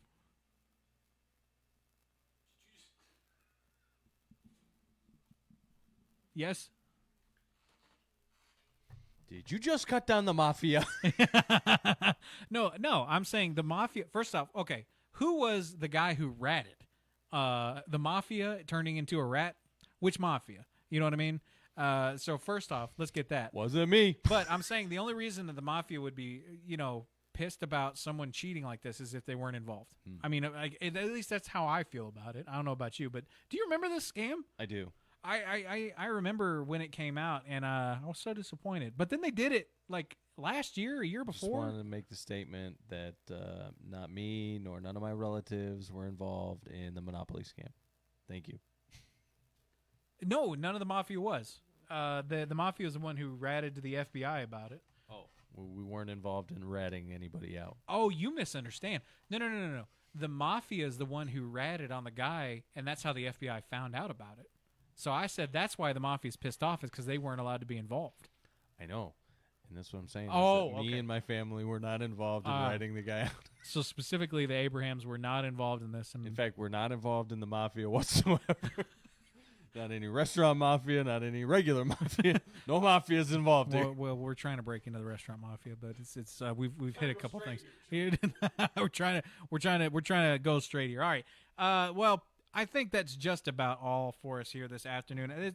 This has been a lot of fun. This one, we had Joe Abraham on in the first hour, and then the Library Ladies. Hey, let us know on the Hall Furniture Facebook stream. Did you enjoy having Library Ladies out here? Did you enjoy the energy of this show? We're still experimenting out here. This is Volume 7 of this show. We're going to keep doing it. If you guys keep liking it, let us know in the Hall Furniture Facebook stream. And I think that's just about everything from me here, folks. All right, I will see y'all tomorrow. Same place, same time on Unleashed with Chewy, presented by our friends over there at Burroughs Termite and Pest Control. Stay tuned. We got more on ESPN coming up after this. Abraham from Abraham Art Gallery in downtown Winchester. Whether you're here for the season or here to stay, your lake home deserves art that inspires. Every month, I curate a fresh collection of artwork ready to bring home. From paintings and pottery to woodworking and journals, there's something for everyone in every style. Come browse, sip a coffee, and take something beautiful home with you. Find us on the square at 106 North High Street on Instagram, Facebook, and make sure to visit abrahamgallery.com for upcoming events. This is Joe Abraham inviting you to start your Wednesday mornings with a little attitude on the starting lineup. It's Where's the Beef Wednesday, when Chewy and I are joined by the one and only humpback swamp donkey Ricky Tips to air our biggest beefs, from sports to life. nothing is off limits. And we want to hear yours too. It's your midweek release valve. Where's the Beef Wednesday? Every Wednesday on the starting lineup, right here on WCDT Winchester. It's time for a local news break from the 931 Go News Center. The Franklin County Rebelettes powered their way to a 12-0 win over Shelbyville Monday night, overcoming windy conditions with a late offensive surge and walk-off home run from Adeline Carter. On a blustery evening at Franklin County High School, early hard-hit balls were knocked down by the wind and turned into outs. But as the game progressed, the Rebelettes adjusted. Carter delivered the biggest swing of the night, blasting a 3-run walk-off home run in the 6th inning, her 6th homer of the season, to cap a 4 RBI performance. 8 of Franklin County's 9 starters recorded a hit, highlighting the balance across the lineup. Maddie Morris made an impressive first varsity start after returning from a serious knee injury during the soccer season. In the 5th inning, she tracked down a fly ball in center and fired a strike home to catcher Alex Hand to cut down a runner at the plate. At the dish, Morris reached twice on well-placed bunts, showing speed and confidence in her return. Victoria Nelson earned her 4th win of the season, tossing 6 scoreless innings with 6 strikeouts and working out of multiple jams. The Rebelettes broke the game open with 5 runs in the 5th and 6 more in the 6th to secure the run rule victory.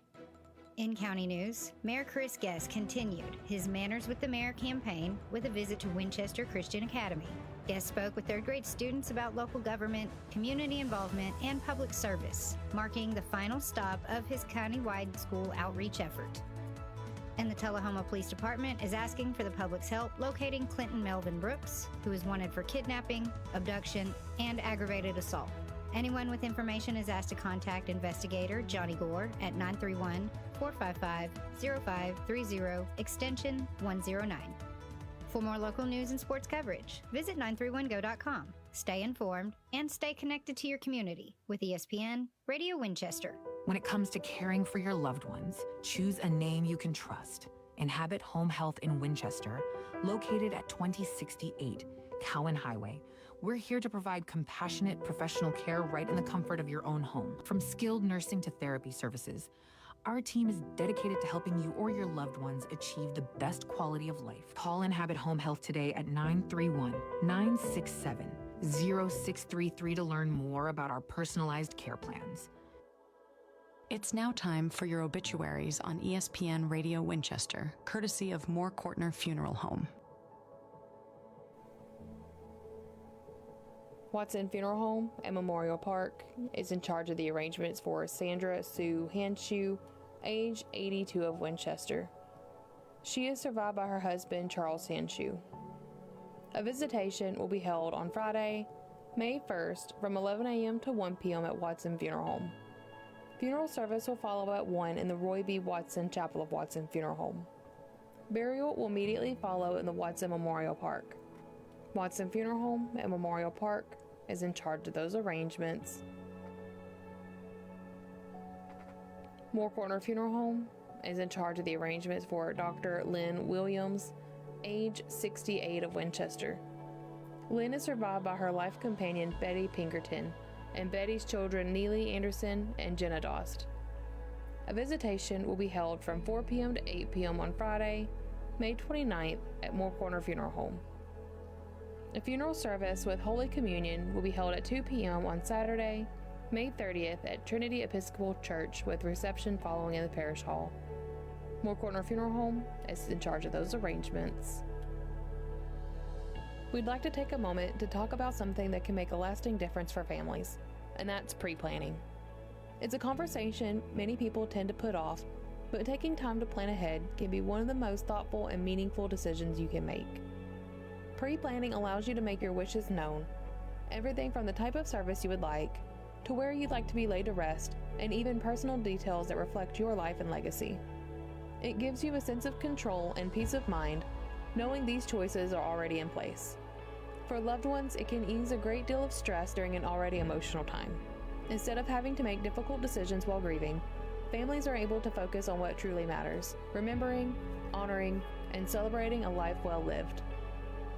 It's not about rushing into anything, and it's not something that has to be done all at once. Even starting the conversation can make a difference. And when the time feels right, There are local trusted providers who can help guide you through each step with care and understanding. Places like Moore Corner Funeral Home, Watson Funeral Home and Memorial Park, along with Franklin Memorial Gardens and Winchester Monument Company, are available to support families as they make those important decisions whenever they're ready. At Watson Funeral Home and Memorial Park, we understand that every family and every life is unique. Located at 405 Sharp Springs Road in Winchester, our caring, experienced family is here to honor your traditions with compassion, professionalism, and respect. We're committed to helping you create a personalized farewell that reflects the values and memories that mattered most. Visit watsonfhtn.com to learn more. Watson Funeral Home and Memorial Park, guiding families with care every step of the way. A part of the Courtner. You're listening to ESPN Radio 1340 AM WCDT and 106.9 FM W295 AV Winchester, serving Franklin County for over 75 years. Join us live every weekday morning at 6:45 for your Ultimate Health with Dr. Brad Shapiro from Ultimate Health Chiropractic. Enjoy today's segment with Dr. Brad right here on ESPN Radio Winchester. Now time for your Ultimate Health with Dr. Brad Shapiro from Ultimate Health Chiropractic.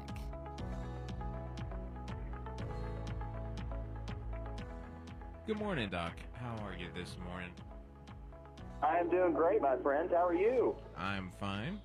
All right, I wanted to ask you about some health myths in particular. And one of these ones was, I keep watching this thing online where they say if you see these like long, lines on your fingernail, that it's a early signs of cancer. Or if you have these sharp chest pains, that's how you know you're about to have a heart attack. And I hear a lot of these things online all the time, and I fear that some people may see this and take it to heart. And I was sort of asking this morning because we talk about a lot of things on this show. You're sort of a wellspring of information, and I was wanting to remind people that extends to them as well. Like if they have questions, they can set up an appointment and ask you, things about nutrition and health and stuff like that. And outside of the free consultation that people can come and get as well, but they can set up an appointment for not just their back, but really any part of their health in general.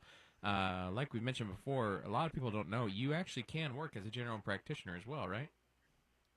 Yes, I mean chiropractors by definition we're classified as primary care physicians, so it's honestly just who we are. We're primary care physicians as chiropractors. And so for a lot of our patients, they take advantage of that. And a lot of it is working through, myths. And, some of the things that are becoming more popular now, like vitamin D, like them revising the food pyramid, some of the things in terms of nutrition, of course, chiropractic, understanding the musculoskeletal system. Some of the trends right now, it's kind of like, in chiropractic, we were country before country was cool. And so there's just there's a real rich, heritage within chiropractic that really understands all things natural. And it's a very interesting profession in that regard because you've got a doctorate level education, but then you also, we're exposed to nutrition and we're exposed to the musculoskeletal aspect of health and mental emotional techniques and all these different things. And through that, there are a lot of myths.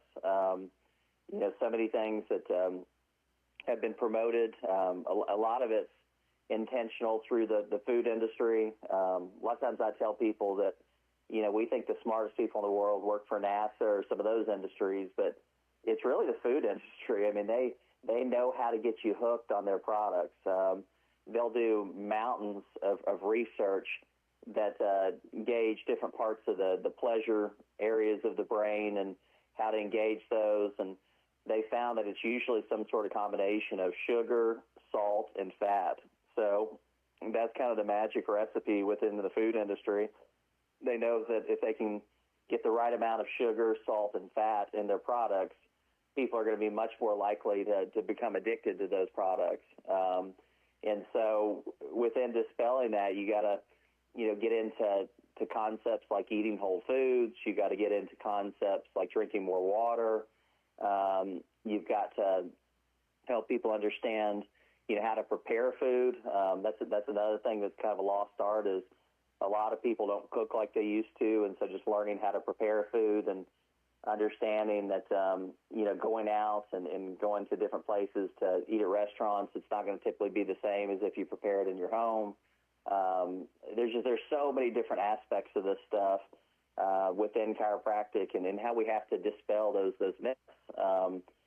Diet soft drinks, the word diet insinuates that they're somehow healthy, but they're not at all. They've got artificial sweeteners in them and neurotoxins and all kinds of things that are tough on your brain and nervous system.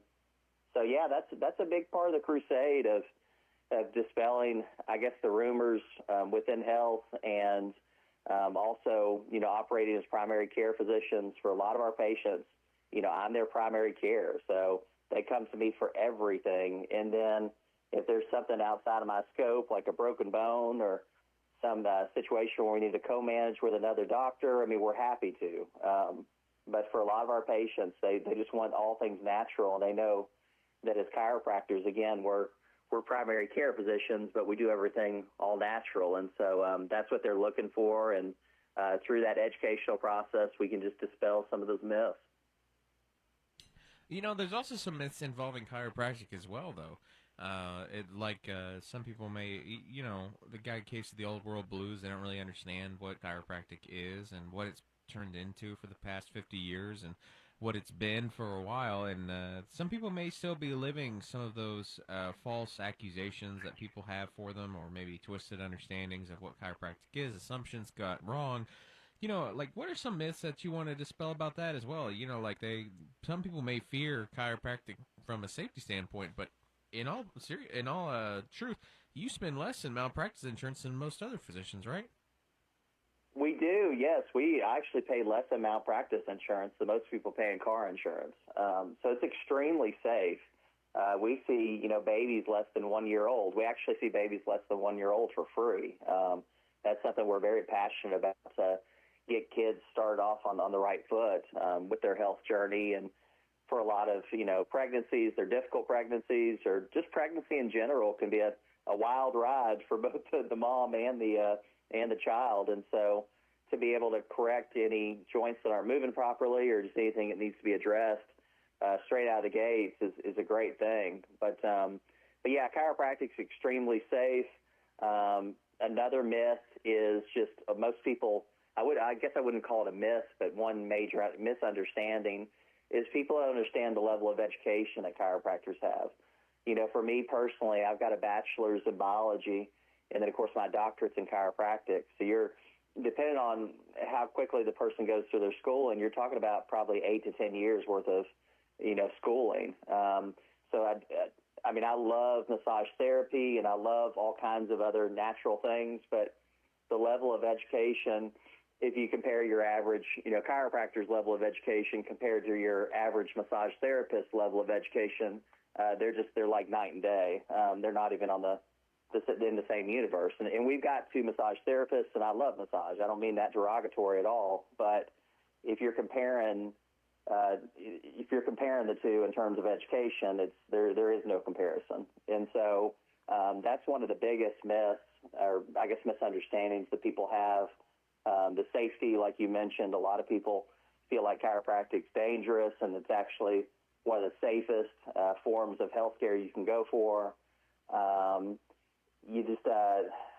trying to think of some other ones. A lot of people, too, with natural, one of the things I've noticed over the years is a lot of people, they want to go natural, but they think it might be an inferior option. They're thinking, it's not going to have all the side effects if I go natural and I don't use a drug or a surgery, but the results probably won't be quite as good. And one of the things that you find with something like chiropractic or supplements or lasers or some of the other things we do is not only is it a safer natural option, but in terms of results, the results it yields are far superior than something pharmaceutical or synthetic or surgery.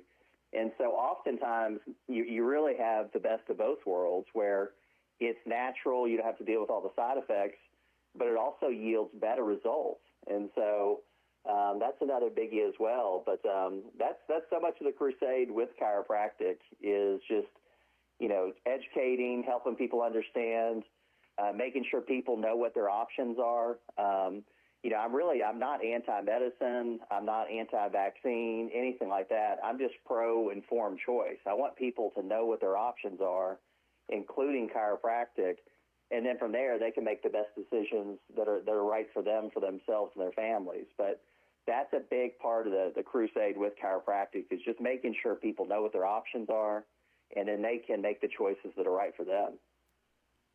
All right, well, if somebody was interested in trying out one of these new choices and maybe even achieving their ultimate health, where are you guys headed this morning, and how can people get a hold of you? Yes, once again, my name is Dr. Brad Shapiro with Ultimate Health. We're available 5 days a week, Monday through Friday. You can reach us at 931-967-6308. Also want to encourage you to like us on Facebook. You can go to facebook.com/Ultimate Chiropractic. And check out our website. It's www.ultimatehealthtn.com. And also, we will be seeing patients this Friday from 7 a.m. to 1. So we're going to finish at 1 o'clock.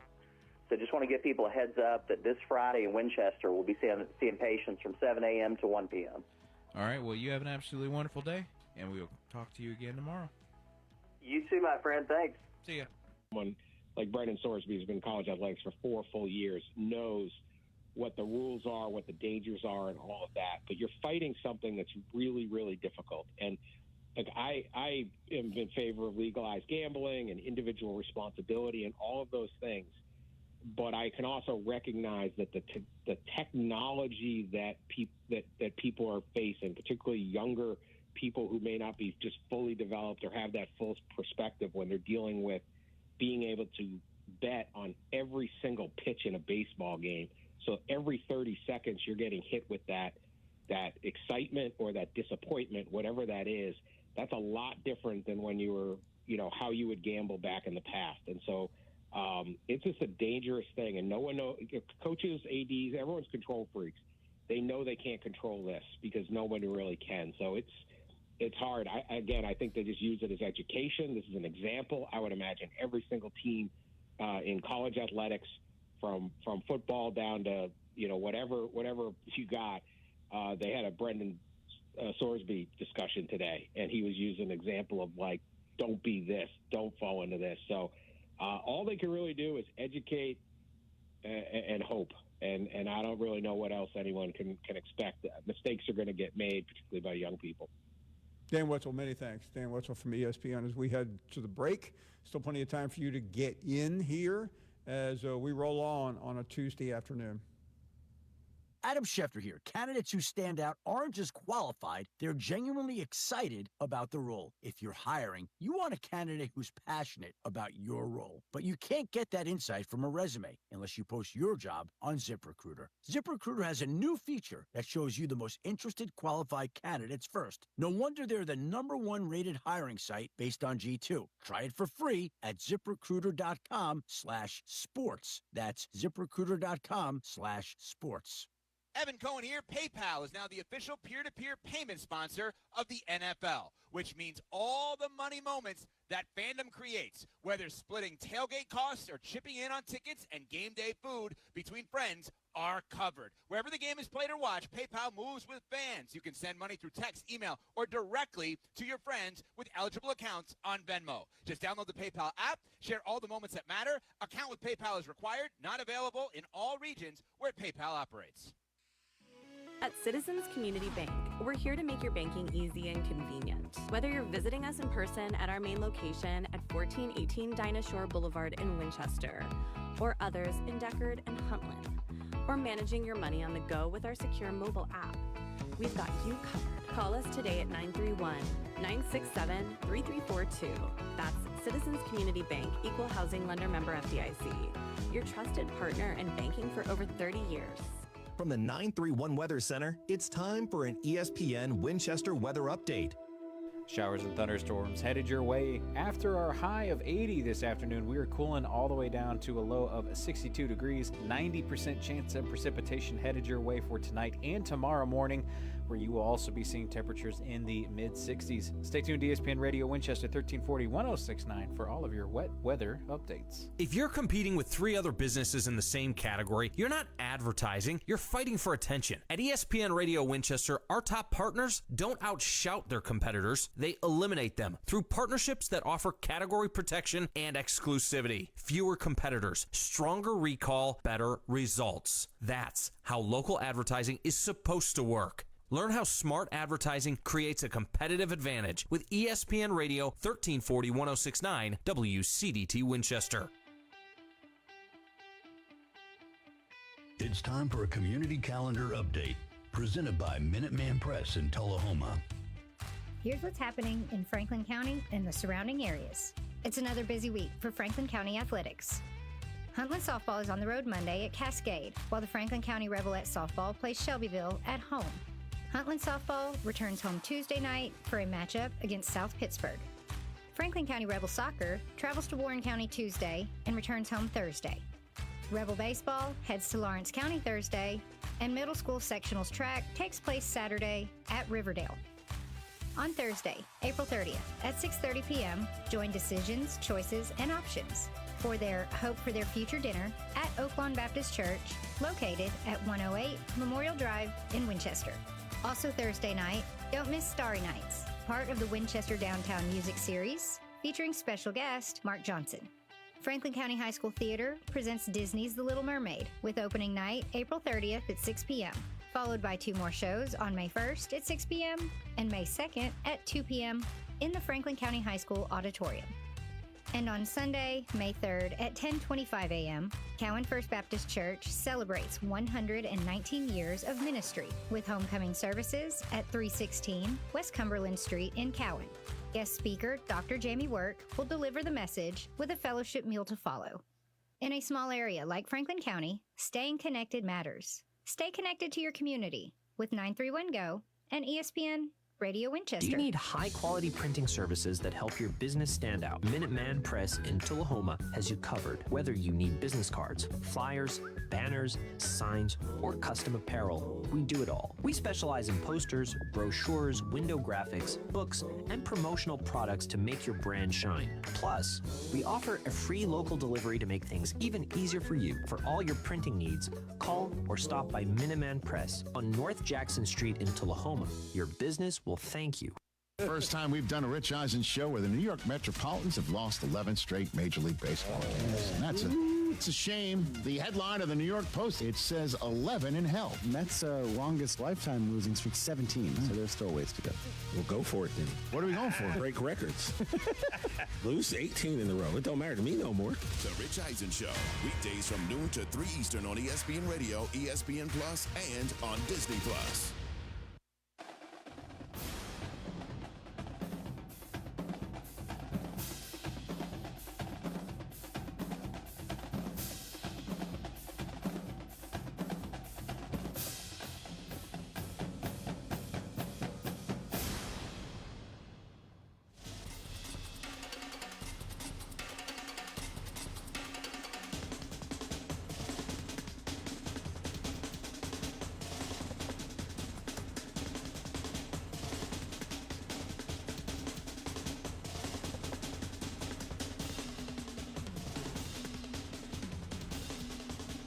We are back, and William in Maryville is up next. Paul, how are you? All good here, thank you. Well, you know, this Sorsby situation, Paul, I saw on X that, if you recall, Cincinnati has sued him for the $1 million liquidated damage provision in his NIL deal. And his lawyers have claimed that that's unenforceable because it was an illegal pay-for-play contract. And for once, I'm on side with the university. I got a real problem with I heard somebody earlier talking about where these are young men and their brains aren't developed. Well, 18-year-olds get sent off to war, Paul, and I think that if you sign a contract, you can't just take the benefit. You've got to take the detriment with it. And it'd be interesting to see if Cincinnati pushes this. He's gotten the benefit from that contract, and if they push it, how's he going to pay his lawyers if Texas Tech has stopped paying his NIL money? Didn't somebody once call that a catch-22? Catch-22, Paul. But I have a problem as a judge. There's equitable concepts that if you take the benefit of something, you really then can't complain about it. And that to me is what this young man is doing. And like one of your guests earlier said, maybe he does have a gambling addiction. I guess it's recognized now. Sarkisian tried that with USC when he claimed that his termination because of his alcoholism was a HIPAA violation or Americans with Disabilities Act violation. It didn't work. But if you're going to be a big boy or a big girl and you're going to take this money, you better have your big boy and big girl pants on when it comes time for you to pay the piper. Well, I guess it matters only to Texas Tech if he can show some signs of being eligible, don't you think? Well, it probably does. I don't know. Are they still paying him while he's I have no idea, but I'm program? sure, knowing college athletics like we both do, I'm sure they are going to stand by him as long as there is a shred of evidence supporting that he may be back and eligible for the lineup. I doubt seriously they'll care much if he looks like a lost cause. Well, and with that betting while he was at Indiana, I have a hard time understanding some of this betting where you're betting on a pitch or betting on somebody spraining their ankle or something like that. That's pretty new, and it's kind of beyond my ability to understand. And again, he's a big boy. We can't say his brain hasn't. No. He's William. He was about to make $5 million a year. I would consider him an adult. Thank you for the call. Appreciate it. Brian is up next. Hey, Brian. Paul, I hope you had a wonderful weekend. Thank you for the bye.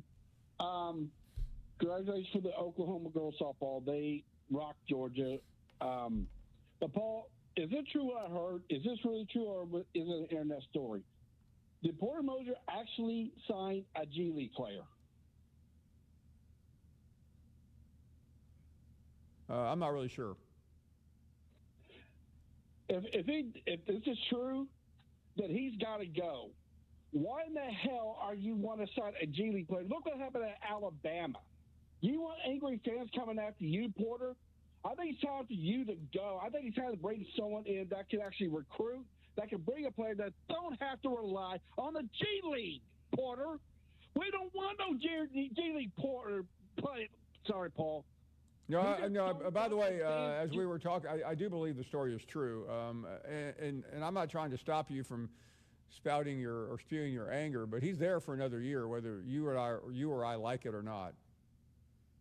He's got to go, Paul. I'm sorry. He's got. You have to rely on a G League player because you can't get a damn player in the portal, or losing players in your portal. That says a lot about as a head coach.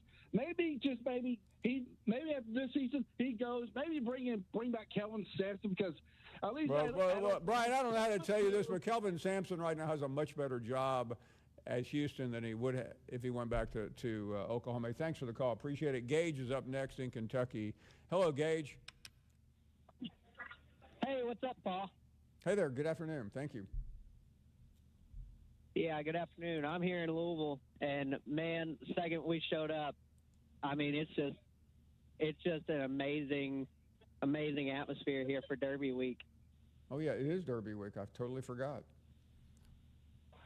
Yes, sir, it is, and you can tell it the second you walk onto the streets here in Louisville.